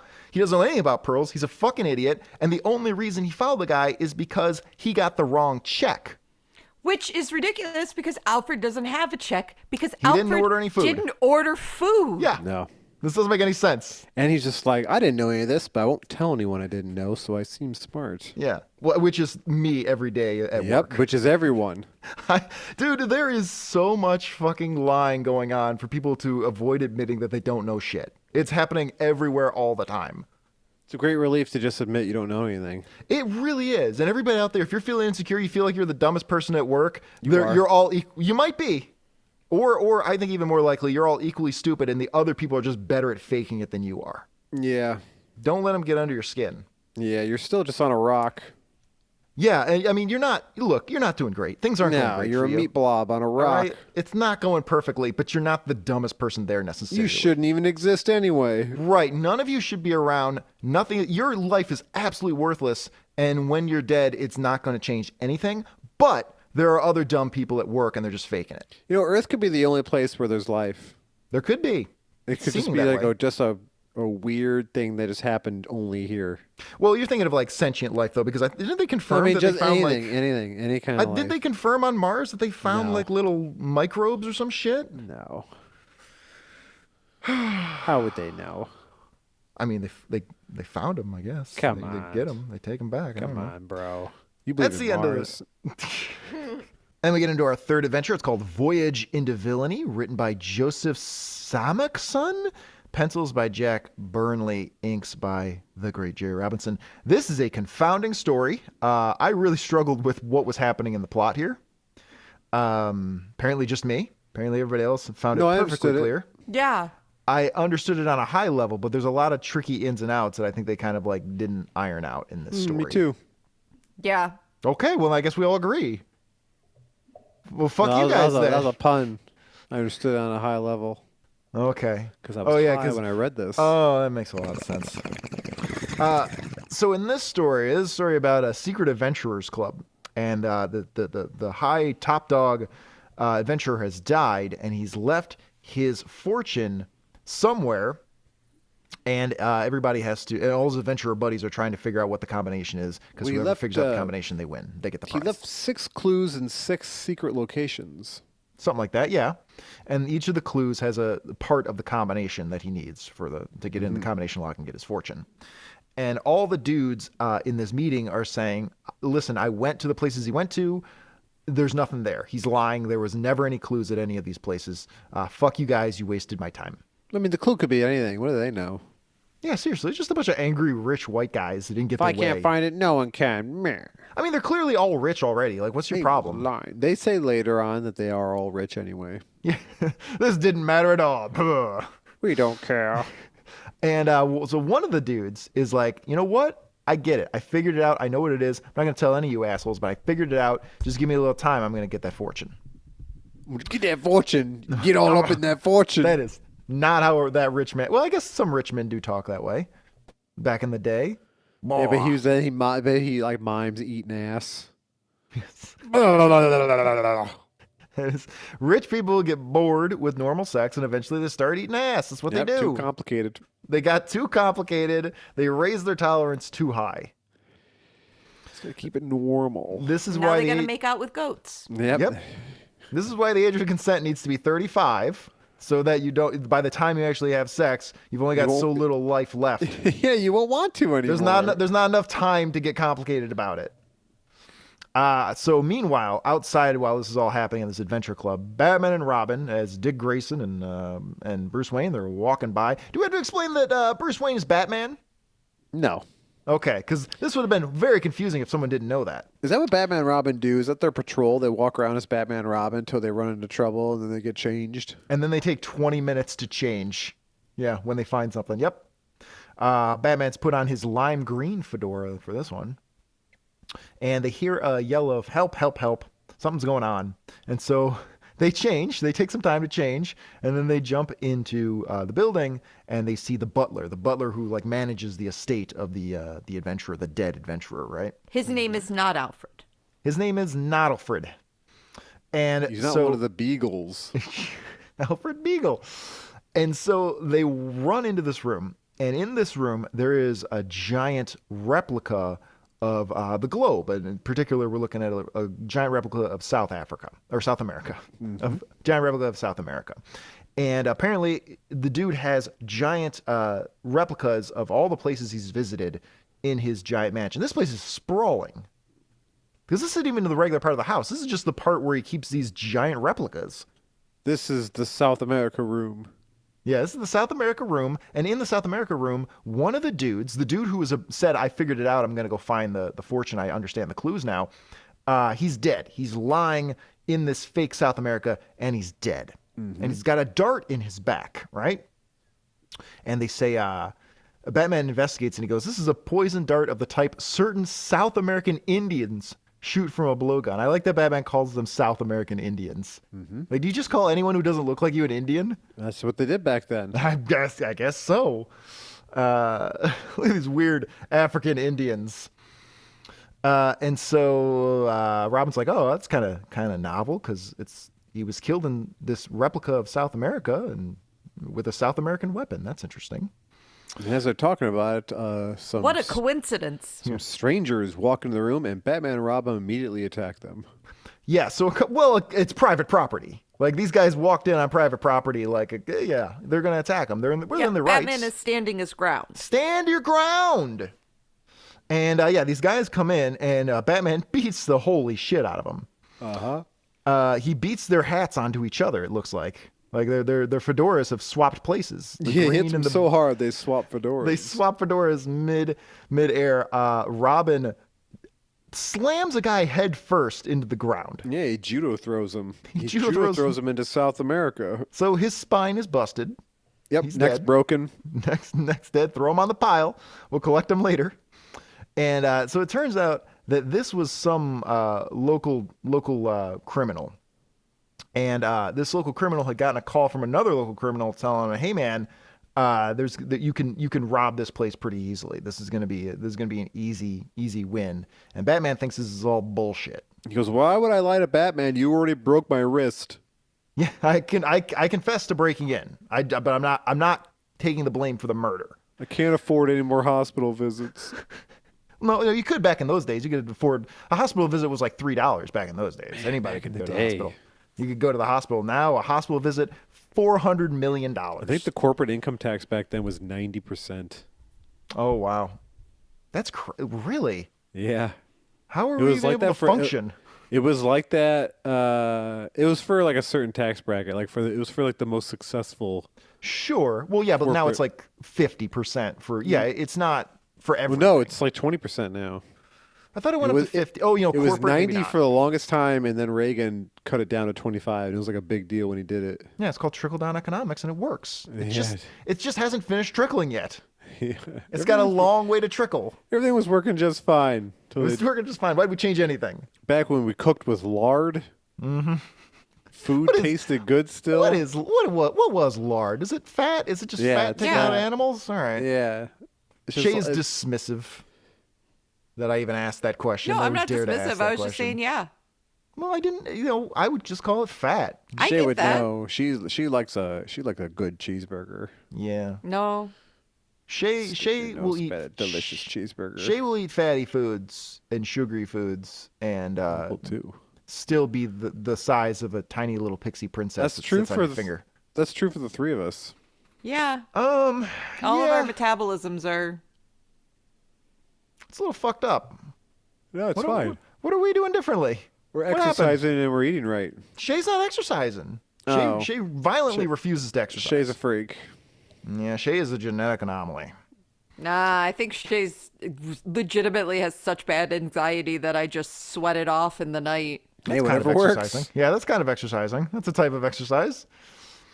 Keep it up. Whatever you're doing. Yeah, keep it up. maybe ramp it up even further. I mean, don't know. James, you can attest when I sleep, I just fucking turn into a furnace. Yeah, you are kind of a warm one. Aren't most women like that though? They sleep I don't hot. know. Yeah, Maybe. I think most women sleep pretty hot. Good talk. Yeah, good lady talk. It's a section of the show called Lady Talk. I don't let him stay the night. Yeah, you gotta establish clear boundaries. I have clear boundaries. Well, Mike also has a twin bed, so there's no room. There ain't no room for no staying the night. No, I don't. Didn't you have a twin bed? Maybe a full, maybe graduate to a full? I have a full bed. I have Full two bed. full beds. 2 full beds, and you put them together. I was about to ask if you rolled them together. No. There's 2 bed frames too. Well, yeah, I mean, typically if you have 2 beds, you'd want to have 2 bed frames. Usually, I guess people assume I sleep on a mattress and a box spring on the floor. I think you've done a lot to cultivate that image intentionally. No, I have a bed. I have a bed frame. You want people to believe that. Mike, do you make the lady sleep in the other bed? No, they go home. They sit in the Uber car. They get the Uber ride back to their apartment. That's the maid's quarters. You're not sleeping in there. She's coming by at 6 in the morning. That is my empty cardboard box storage room Nice. for when I have to move. I used to, yeah. If you've got the hookup on empty cardboard boxes, that's the way to go. That's me. You need to move in a hurry. Speaking of moving in a hurry, Batman and Robin murder these people. Yep. And they talk to him, and Batman's like, this guy's story is full of shit. Yeah, break his other wrist. Break ribs until he finally confesses the real truth. He just reaches it, Greg grabs a rib and just starts squeezing it with his Yeah, bat oh strength. God. That's how he balances out all of his extreme violence, is with his quippy puns. Yep. I can't bash this guy's head anymore. I need to find something else to bash. Dude, his eye falls out. It's just This head is useless. I can't do anything else with this. Did you ever see that Stan Hansen versus Big Van Vader in Japan, and Stan Hansen punches him so hard Vader's eye pops out? No idea what any of those words mean. Sure. Yeah, I've seen that. 2 gigantic pro wrestlers from the No, I have 80s? not. What are the odds that I would have seen that? I don't know. It's like a famous video of don't Vader his eye popping out because Stan Hansen punches him so hard in the face. How does the audience react to that? This is Japan. They probably love applauded it. politely. Yeah, they love it. They love it. So this They is don't where give a fuck. this is where it starts getting That's not. confusing, because they're talking to the dude and they're like, "Oh, the dude who called the other dude to rob this place. I don't think that ever happened because somebody saw a police bulletin that said these 2 criminals have a known." Hey, listen, this is. You want to explain any of this to me? I'm telling you, this is incredibly confusing. No, what happened? The guy says his cousin called him to say that this place was easy to rob. Right. And Batman goes, "Did it sound like your cousin?" And he goes, "No." He says no. His voice sounded funny, but I figured he had a cold. So 'cause he I had decided been to sick. commit a felony based off of this right. phone call. And Batman, apparently a police bulletin was published that was talking about these guys and also mentioned that the other guy had been sick lately, which would explain why his cousin thought he had a cold. Like, why would that be in a police bulletin? I don't know, but he's going to prison. So anyway, all of this happened, and Batman feels like whoever called you, it wasn't your cousin. Somebody else called you, and it's probably the person who really murdered the dude in here, right? Yep. So he says, all right, probably the guy figured out what the other dude was going to do to win the prize money. And so he orchestrated an elaborate thing to get the guy killed so there wasn't blood on his hands. And nobody would know that he was Batman involved. realizes that the clues are not in the locations around the world of places he traveled, but in the giant models of them, of the yes. places he's been. Which, if Right. they had thought about the fucking years, they would have known as well. Well, they knew about his house, and they knew he had all these giant models of the continents he visited. You'd think they would have thought of that. Nope, they didn't. They didn't think about that at all. And Batman comes up with some weird leaps about how this room, the building wasn't erected until 1934, but he made his last trip to the Antarctic in 1930. So he couldn't have placed clues. He couldn't place clues unless he had the whole safe plan in his mind years earlier, which wouldn't be that outlandish. But okay, fine, whatever. People can't plan ahead, I guess. Nope. So, yeah. So I know I don't. well, that's why you're Santa, not Batman. And so they start investigating. They take all the dudes and they're like, one of you guys was the murderer, and we're going to go on a fun safari around the world, around this fictional replica world, and we're going to find all the clues that were hidden around here. Right? And they go to, let's see, San Francisco. They sail down the western coast of South America, and eventually they come upon a volcano. Right? And Robin says, in order to find the clue, we need to make the volcano erupt. He goes, well, you know how we can do that, Robin. Quick, place your hands upon the volcano. And Batman, I go, I'll put mine on as well. Now, quick, rub your hands up and down the volcano. Up and down, Robin, quickly. No. Faster, no, Robin, faster. No. Let him finish, He literally fingers the prostate of the volcano, Mike. As they're rubbing it up and down, Batman is like, Robin, eye contact. Look at me. Look at me. Because you and I are a dynamic duo. And as soon as they say that, the volcano erupts. It erupts. I think it's better that the fact that he just makes him go from literally, he says, oh, hey, I found this little spot here. Yeah, and he found with the the push spot. of He found my the spot. finger, it explodes. So here's the thing. I This like is what that happen when I go to the doctor. we all had different variations on the same joke because I put down that Batman says, Robin, get down on your knees and make the wealthy older man's volcano erupt. And he does. He says, it literally says, the pressure of a single finger and Yes. suddenly long smoldering, what is it? Fires flare up. Yeah, yeah. He fingered his ass and it made him come. We can all agree that that's what happened. That happens. When you get your prostate checked, a That's lot of what- old dudes like come for the first time from getting their prostate rubbed. Oh, how do you recover from that? I would You be can't- like, damn, doc, what's your number? you can't go back to that doctor ever again. I'm going Yes, to a you new can. doctor. Nope. That's never you stick seen with that doctor again. now because he knows you way too well. Yeah, never seen that doctor again. I gotta get out of here. I might have to leave town too. I mean, because then if you go to another doctor, you're just gonna come when he gets you. You might as well have Just like they're gonna get limit his report the from amount the of people previous making you doctor. come from your ass. And you know the doctor's going to say like, oh, it's okay, it happens. No, or it's like, never oh, happened. I've seen it before, it's okay. And I'll be you're like- going to wonder, have you? You're trained to tell me that, I'm right? like, damn, doc, maybe use your dick next time. Buy me dinner next time, huh? And then your bow tie spins. I feel a So little they- funny paying this doctor bill after what just happened. That doctor is now a karate hooker. So anyway, they get And some made codes. insurance pay for it. They get some codes out of the volcano jizz, and then they continue investigating, and they go to like where was this other location, South America or something like that, where they have to. They realize that he explored in the winter, and so this river would have dried up, and so they pull a lever and they dry the river up, and they find a fake turtle in the fake river, and it's got a code underneath it. You know. Yep. Just having fun. So then they're going to the North Pole, and they're following the compass signals, but it turns out that the compass probably wasn't working correctly because iron in the snow-covered mountain was pulling the compass in a different direction. So he actually went this way instead of that way. They just figure it out. Yeah. He's the world's greatest detective. Figures this shit out. And then, but while they're there, is it like an ice floe breaks up? There's an Well, it's not earthquake. real ice. Well, I know. Yeah, I know. But for the sake of the model breaks understanding the model breaks up, and there's an earthquake, and it opens up, and Robin and one of the dudes falls in, and Robin's able to grab the guy, and Batman's able to grab Robin, and Robin lands on him okay. in a very funny way. He goes, "Oh, and he sticks a finger right up his butt, fancy meeting you here." and he pulls him out, and he's like, We- "Wow." He like leans into the guy, whispers in his ear. He goes, "I can make you my volcano." Jesus Christ. Gross. And so Batman pulls guys out, and he's like, yeah, this is pretty fucked up. Hey, guess what? Robin's really rattled right now. Completely throws Robin under the bus. Robin's really rattled. We're not going to be able to go find the clue right now. We're going to need to take a nap. Where are our private quarters? Guy's just like, "What?"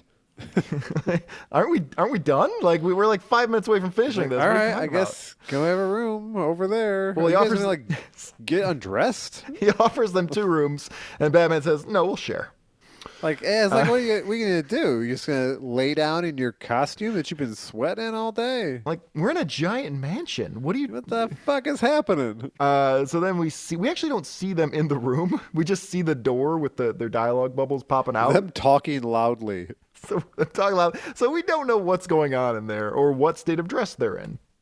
So then a mysterious dude sneaks up and he's like, I'm gonna kill Batman and Robin. I'm gonna pump this gas that I found in the house. He found a hose with gas with Oh, it's active carbon gas. monoxide. It was probably hooked up to a car or something. Okay, and it's inside the house, like 100-foot cable. Well, maybe like the garage. He's just got a big ass hose. Yes. That's the main thing that wealthy people invest in is bigger hoses. Dude, 100 feet, maybe. Yeah. So he pulls us in and he's gonna he puts it up to the door, but I would think you'd want to put it underneath the door. But okay, whatever. Or up to the door handle. You'd think you'd want to go underneath the door. But okay, whatever. Yeah, but Batman and Robin aren't in the room at all. You sneak up behind him and punch him in the brain. Yep, and the only way Batman knows how to do it. Batman just smashes that skull. There's an explosion of blood right there in the middle of the page. Just seeing his parents' dead bodies on the street. And he says, "There's your guy. It's Felix Landry, one of the interchangeable dudes from before." Because you cracked his skull, he'll never be able to confess. Yeah, Batman's not really concerned with justice. Caught the killer. What do you want? Listen, I do this for free. I'm not authorized by anyone. You should be lucky I did anything for you. And Batman starts to explain, and he goes like, yeah, this dude, Felix, must have gotten in touch with the other guys. And then there's some confusing stuff about when the police bulletin was published and when other people would have been able to read it. I think it's a confusing mess. But apparently you guys think it's perfectly clear and great storytelling. So Batman figures out the remainder of the code, and the guy goes, "Great Scott, the man's a wizard." Yep. Yeah. So they don't find the last 2 digits, and they're like, "Well, I guess we can't get into this." Batman goes, "Well, it's just 2 digits. I could just try a few different combinations. There can only be 100 different combinations." Yep. After a few of them, he goes, "I got it." Got it. And everybody, this is the most amazing feat in these people's eyes that Batman has ever achieved. They're like, "Oh my God, we didn't even want to try." Yes, and so they managed to crack open the safe. You managed to get one over on the Purple Suit Boys. Everybody's wearing the same purple suit. Yeah, they have to dress that way for the club. That's the Explorer's suit. That's how you get in. That's how you get in, yeah. There's no password. You just have to... I think it's supposed to be tuxedos. You've earned your purple suit. And they say, "Batman, since you unlocked the treasure, which was just in the safe, like, you get to keep the treasure." And based-ass Batman goes, "No, gentlemen, I don't want this money. I'd rather have it go to charity." Robin goes, "Gosh, Batman, what would charities do without you?" And he goes, "They would die off, Robin." And that is one of the best lines of the comic book. Gosh, Batman, what would charities do without you? What would they do? He's the only one giving them money. Well, all the money he probably confiscates, it's got to go somewhere. Yeah. Yeah, well, I mean, and he wants to show off that he's wealthy enough that he can just turn down this. That means if fortune. crime ever stops, then the charities will stop being funded. Yeah. Well, It's like the Contras. It's a delicate ecosystem. We got to keep the crime going. We got to keep the South American drug kingpins happy. Or who knows what might happen. Communism. Yep, we might lose the drug war that we've won so well. So finally, you might be asking yourself, where's all the Christmas? Where's all the Christmas in this shit? Saved it for the end. Saved it for the end. It's called A Christmas Peril. Not a Christmas Pearl, not a Christmas Carol, but a Christmas Peril. Which I swear we've read this comic before. Nah. Look at that guy's sad cigarette. It's like he was sucking on a lollipop and but then the lollipop candy part disappeared and all that was left was that paper stick and he just wanted to suck on something, so it was just getting all soggy. Oral fixation, sure. Ugh. This is written by Don C. Cameron, pencils and inks by the great Jerry Robinson. And this is supposed to be a version of A Christmas Carol, which I guess it is, but they kind of lose the ghost thing. No. The best part of the carol, everybody loves the ghosts, and there's no ghosts in this. And so this story, it starts out as, apparently all these stories start out with Bruce Wayne and Dick Grayson just walking down the street. Yep. Doing shit. Buy a Christmas tree. And the guy's just like, it's like $7.50 or whatever. And he goes, "It's not even worth $1. This tree, this shit tree." Well, it's also Christmas Eve. Who's buying a Christmas tree on Christmas Eve? I don't know. I guess that's what they used to do. Really? Get it on Christmas Eve, decorate it, take it down the next day. God, Throw it out. What a waste of time. What a waste of time. Now you need that up there for a Everything month. is a waste of time. Everything is a waste of time. Everything is futile. No, Pointless. everything is great. And so they're like, well, this other dude over here, he's selling them for $2. And then they throw some punks throw some gasoline on the $2 tree. Well, before that, like they just buy the tree, the super expensive tree. And as they're walking away, Robin goes, "Hey, those trees are $2. We should have bought there." And he goes, "Oh, we should have bought there. Where were you on that one, dipshit?" He does mock him relentlessly. And it looks like Batman is like puts his fist up in the air, like he's gonna punch. He does Robin look like he's gonna smack him in the face. It's a pretty good one. But yeah, some gangsters are setting the $2 trees on fire. And so Bruce and Dick, they go and they change into their costumes, and 20 minutes later, they're ready for action. And Robin throws a man into a fire. He throws a man into a fire. Apparently, so even if they changed in just a couple minutes, this confrontation would have been long over by now. The fire would have spread. Yeah. Like, what are they doing? I'm assuming the fire does spread. I'm assuming that they just wear their costumes under their clothes. They just gotta strip off their clothes. Yeah, they're good at that. Yeah, they are. Yeah. All that practice. They with have the volcanoes. capes. Yeah, but the capes are just under their jackets and stuff. Oh god, it's gotta be so uncomfortable to walk around like that. Well, Robin burns a man to death. He even screams out, "Ouch! I'm a fire!" Which is a weird thing to yell. I mean, I guess it's appropriate, but it's also you just weird. Scream. You just go Scream and try to stop, drop, and roll. But they didn't have stop, drop, and roll back then. They didn't know what to do. He was ill prepared. Yeah, they had to figure out because of this comic book. And so the dude, the $2 tree guy, is like, yeah, they were trying to make me raise my prices and pay them the difference. I said, no, right? It's a tree racket. Batman goes, "Good for you." Yeah, fuck yeah, stick it to the man. Fuck yeah, and then he goes in for a high five, and the other guy doesn't give it to him. It's like, God helps those who helps themselves, and that's why God sent me on Christmas Eve. You should all be sticking up for yourselves. Fuck this. I am vengeance. Yeah, God helps them who help themselves, and it's like, all right, well then why do I need God's help? Like I already did it. Like I don't understand God that. will help you if you start helping yourself. Right. You just gotta start. Like a perpetual motion machine. It just keeps going faster and faster. Yep. You got it. Perpetual God machine. Perpetual God machine. So then faster and faster. We meet Happy Hogsby, who is a gang chieftain. So I identify him as. Yep, And not a holiday. Gang chieftain. I got a Happy Hogsby whenever I visit the doctor. Christ. Don't waste my motherfucking time! And so this guy is running this tree scam where he's trying to shake down people and price fix the Christmas trees. Yep, and Batman gives them all brain damage. Batman shows up, beats the shit out of everybody except for Happy, because Happy says, listen, you're not going to do shit to me because there's this dude, Scranton Loring. He's a multi-millionaire, and he backs me, so nobody's going to give me shit. Batman goes, hey, you know what? And then cracks him in the dome with a hammer. Yeah. Just to show him that no one's above Batman's law. Get the fuck out of here. I don't give a fuck. So it turns out that there's a different, this Scranton Loring is, he's a kid who's just inherited the fortune of his uncle, who of his was what? His what? His father's brother. You guys are, you know what? Have some Christmas cheer and get off my case about this shit. I'm sure I've said it also already. Yeah, I can't wait to put out some milk and cookies for Uncle Christmas. Nobody's giving Shée shit about the also when she throws a T into also. I haven't heard that. Time. I haven't heard her say that today. I've heard you say times. Uncle like I think twice. Shée is being very conscientious of it, but since I don't know what the fuck you're talking about. Maybe you should be conscientious of your I don't know what you're disabilities. talking about. I actually have not been conscientious of it. I just don't think we notice it because also is a much more common word than... It's not a word. Still not a word. Ankle. Lately, it's been ankle. Like, you're not even trying now. You almost had it for a while, and you gave up, like sticking your mouth, your fingers in your mouth to whistle. Yeah, I did give up on that, didn't I? God we damn all it! did. It's just too hard. It might not be real. It might not be real. Not. Anyway, so hard. Here's this dude died. And this dude was known as like Old Scrooge, as this Scrooge style guy.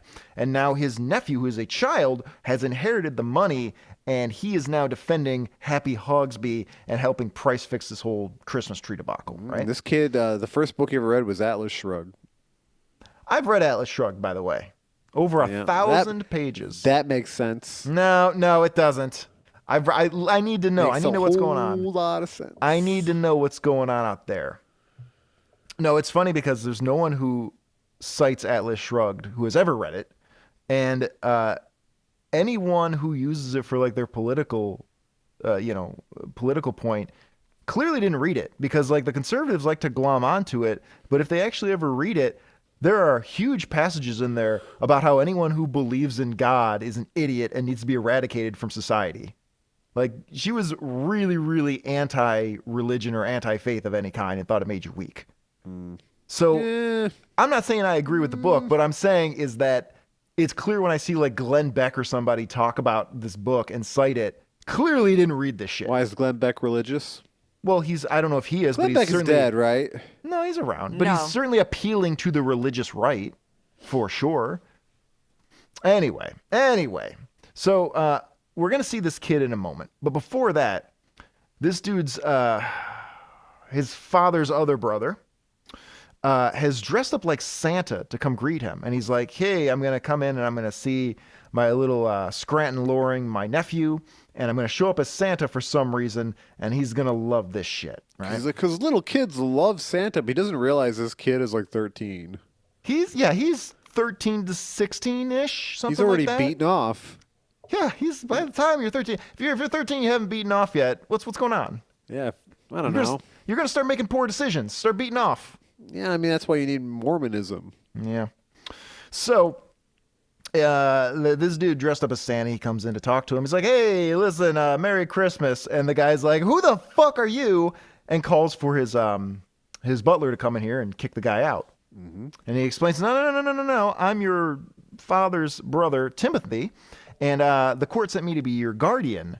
Now that Caleb's dead, I thought it'd be fun. I dress up like Santa for some weird reason and spend the Christmas with you. And like, I well, don't fucking need you, you I don't need any of this idiot. shit.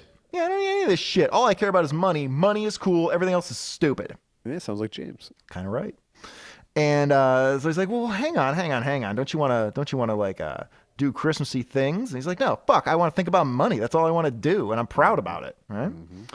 So there's two dudes. There's his butler, but there's also this other guy, Gulliver. So there's Eggers and Gulliver who are like manipulating young Scranton and basically put it in his ear to do this whole Christmas tree price fixing thing. Yeah, that can't possibly make that much money. Well, he says he's Because you making got to pay the $250,000. guys to help him price fix, Right. right? It's only a difference like of what, like $6? Well, it's 4 times the price, so yeah, still, it's like, kind of a lot. what are you doing? He claims he's making $250,000, but he also was a child, so maybe he he's doesn't. not making $250,000 from trees because the guys that sell the Christmas trees aren't making that much. I mean, I guess And he's it depends gonna on pay how all he's- of his goons. It's a volume business. I don't know.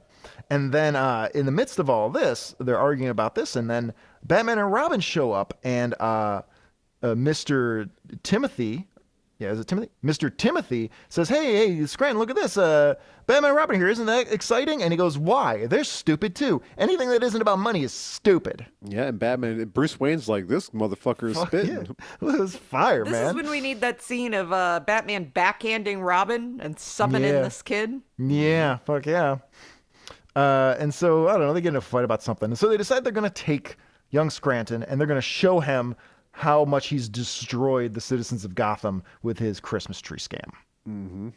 So I guess we're to believe that as he sees this is the equivalent of the ghosts in the Christmas Carol, is just seeing all poor people, like seeing the poor people that he's made even poorer by like setting their Christmas tree lots on fire and stuff like that. He didn't even know there were poor people. He does say, "Yeah, I didn't realize anyone." They go to one of the guy's house and he's like, "I didn't know people were as miserable as this." Yeah. He just didn't know. And they actually go into the house, like this poor house, where the kids are dying and they got no money and everything like that. And Batman and Robin just show up and say, "Hey, this kid would like to see how you guys are living." Like, Bruce Wayne won't help you. Yeah, I ain't helping shit. He knew.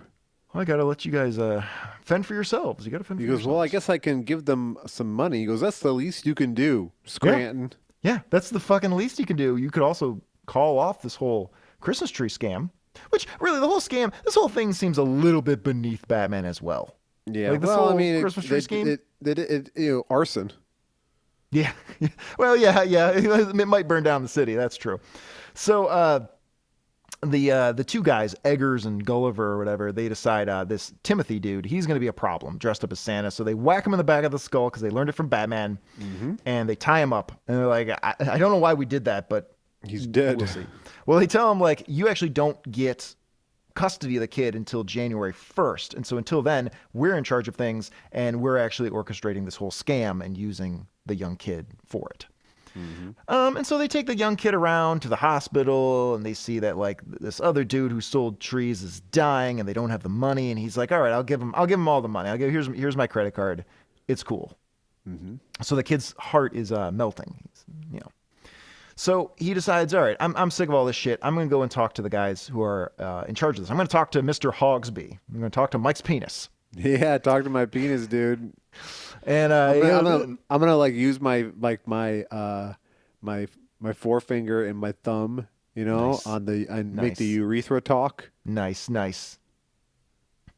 And so they break in, and so young Scranton, he comes in there and he goes, Scranton.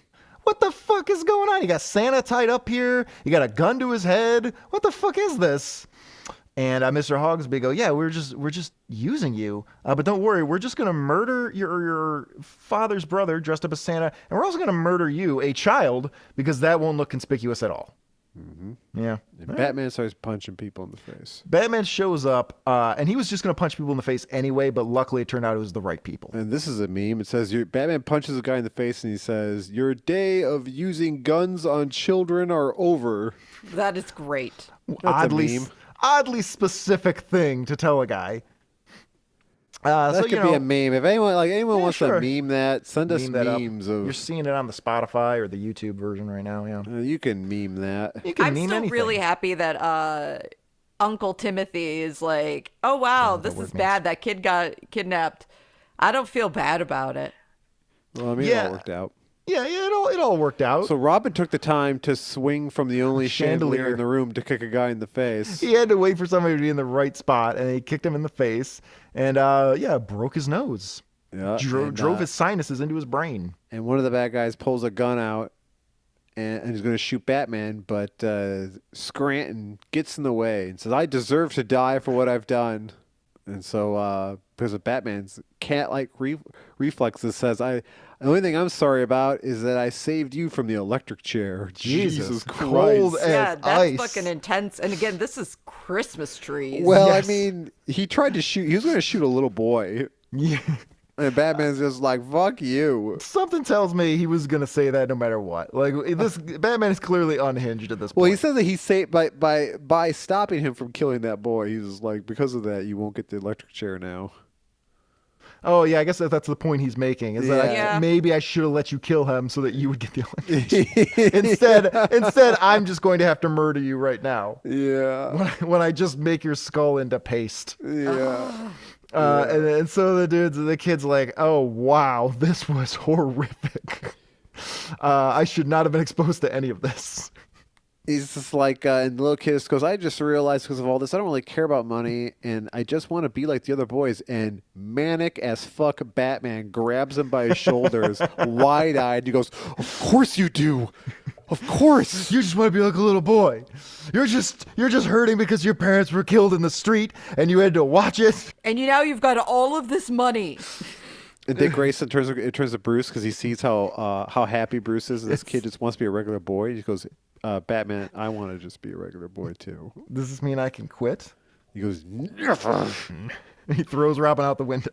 Batman's having that thing. He's having like religious euphoria, seeing that he Yeah. like convinced someone to do the right thing. Yeah, it's it looks the like only- it. Like it's the this is- first time that's ever This is happened. The first time being Batman has ever actually worked out the way it was supposed to. It's like he's been like chanting, like a monk in a mountain, and he's having that religious epiphany. Yeah, he just had a breakthrough finally.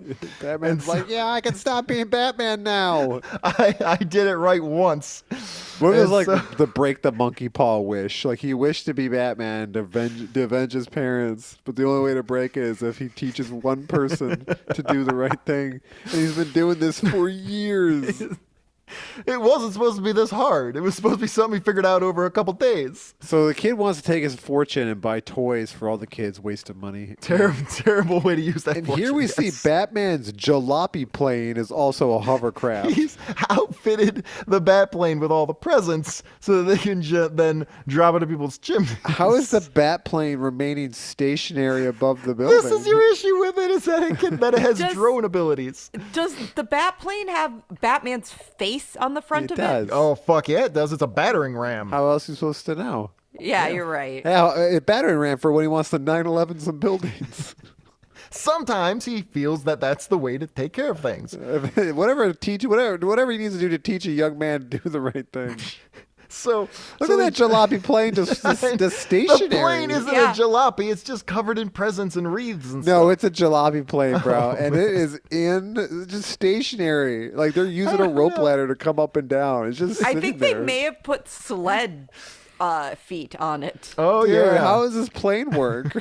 It's a plane. It can't remain motionless. No, Oh, it man. can't. New technology.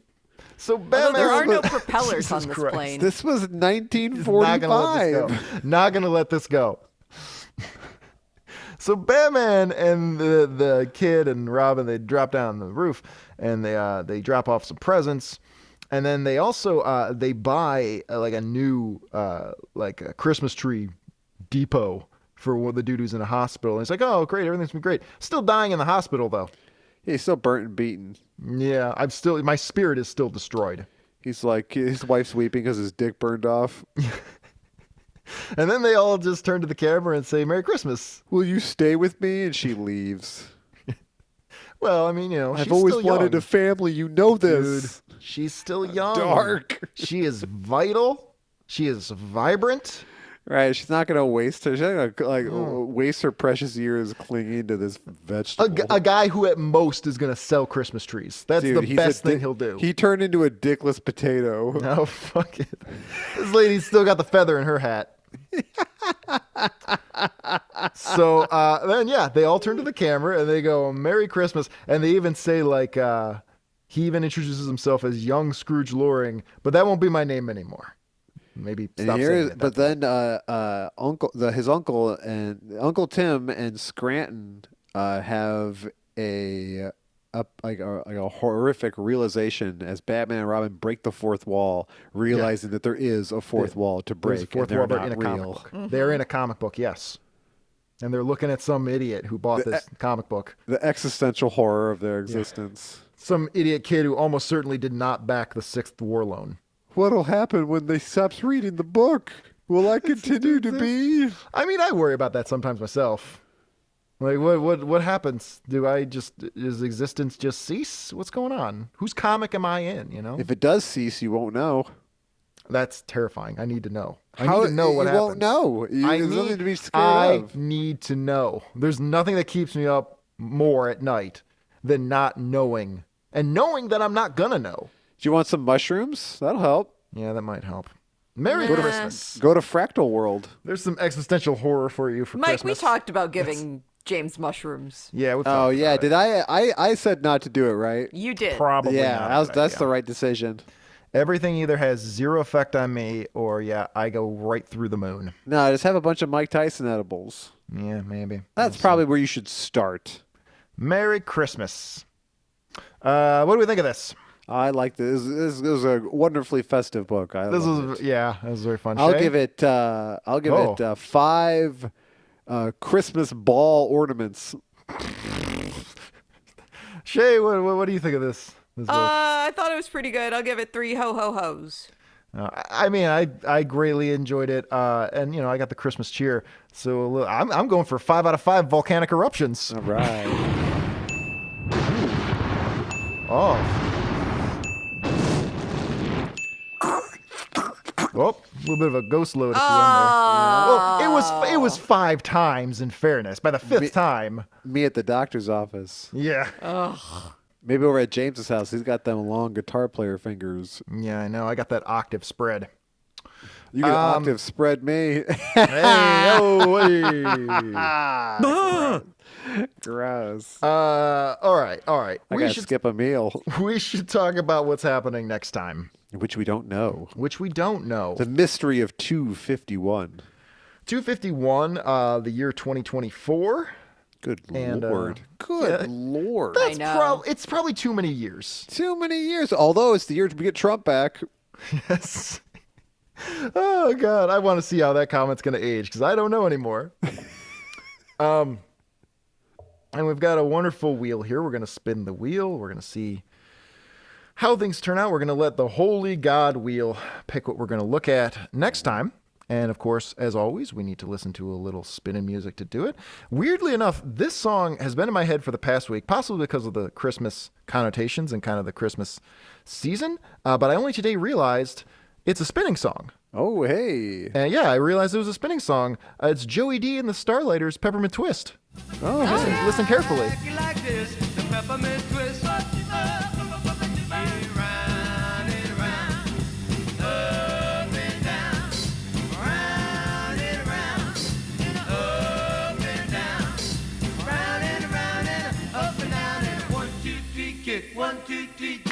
Round and round. Surprised you didn't pick Rockin' Around the Christmas tree. Yeah. Oh, wow. Next year. Yeah, next year.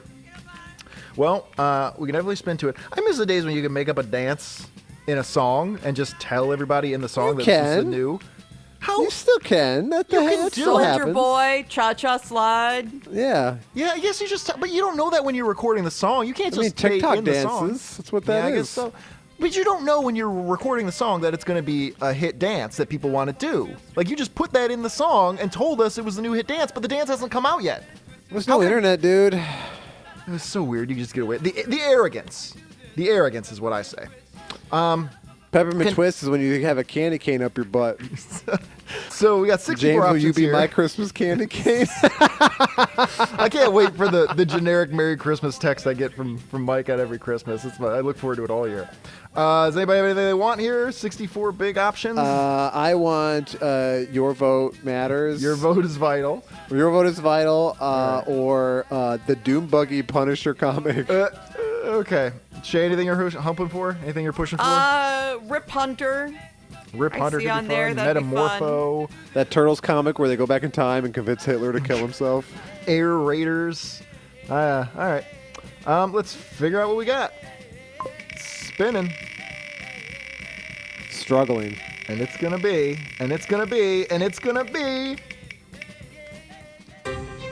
World's Finest 201. Finest. Which might be a Batman. Well, World's Finest I is was going to say, traditionally is Batman this a and Superman. Is this a Supermanuary? World's Finest, 1971. Superman gets spanked by his dad. Can't do until 2023. Oh, that was a leftover from Supermanuary. Oh, wow. Well, does that count? What do you mean? Well, does it count as a legitimate option, or do we have to respin? I think so. Yeah, why not? Yeah. All right, I'm just There's no making Batman sure. in it. It's just a coincidental Supermanuary. There may not be. I mean, I don't know for a fact that there's no Batman in there, but there could be. I guess we're bringing back Supermanuary for a short time. Yeah, a little brief reprise of Supermanuary on January 1st of all days is when this is going to drop. So on this cover, this is World's Finest 201 from 1971. Superman gets spanked by his dad. That's what it says. Great. And on the cover here, we've got Superman fighting Green Lantern and Dr. Fate just kind of hang out in the background. It's apparently the battle for Earth. Great. Superman and Hal Jordan, Green Lantern, are going to fight about it. Superman represents freedom, and Green Lantern represents space fascism. Now, here's the thing: is Hal Jordan is often, he represents freedom because he's out in space, flying around, having a great time. But he's a police officer. He is a police officer, but he's enforcing space laws. Not I don't recognize space law. What is Dr. Fate standing on? He's standing out in space, like he's in a standing pose with flat He's feet. standing on his own sense of self-satisfaction. I do love Dr. Fate. I don't know. This is gonna be cool. I like Dr. Fate a lot. I like Green Lantern, who we really don't see. We haven't seen very often in 250 plus episodes. So, all right, I'm up for this. This will be good. A little bit of Supermanuary, a little Supermanuary flavor, a little Supermanuary sauce on your January pie, whatever that means. I do love sauce. I love sauce. pie. Me too. Poontang pie. Stupid, the dumbest fucking thing. Shée, give us some 250 plugs, please. Okay. We hope you listen to more episodes using any podcast app, Spotify included, and you can find more on darksidescouch.com and Apple Podcasts, all those fun things. And follow Dark Sides Couch on Facebook, Instagram, Twitter, Twitch, and YouTube. X X what? X. Oh no, fuck that. I'm not saying that. That's what it is. I'll call it X, but I'm not going to go whatever the hell that was. Anyway, that thing. And yeah. There's your plugs.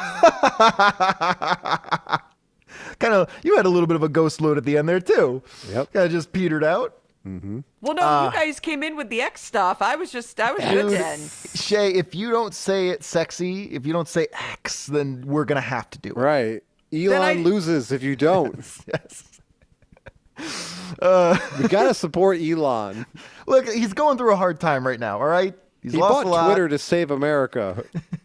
That's what he said on Rogan. Hilarious. Rebranded his X for some reason, and we got to support him. We just got to. We gotta just do what's best gotta. for him. He got divorced. His kids are weird. Like, it's tough. Right. Tesla's stock is plummeting. It's bad. Yep. We got to support him. Do we have... That's kind of my closing comment. Anybody have any final thoughts? Merry Christmas, everybody. Merry Christmas. It's just so sincere. It's so hard to hear Mike say something sincere. It's the funniest thing. Shée. We wish you a happy Hogsby and a Merry New Year. Happy New Year.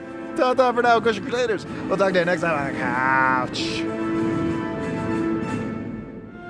Come on, Batman, it's Christmas Eve. Let's kick back and get into the spirit. The Joker's escaped from Arkham Asylum, Robin. I don't give a fuck, bro.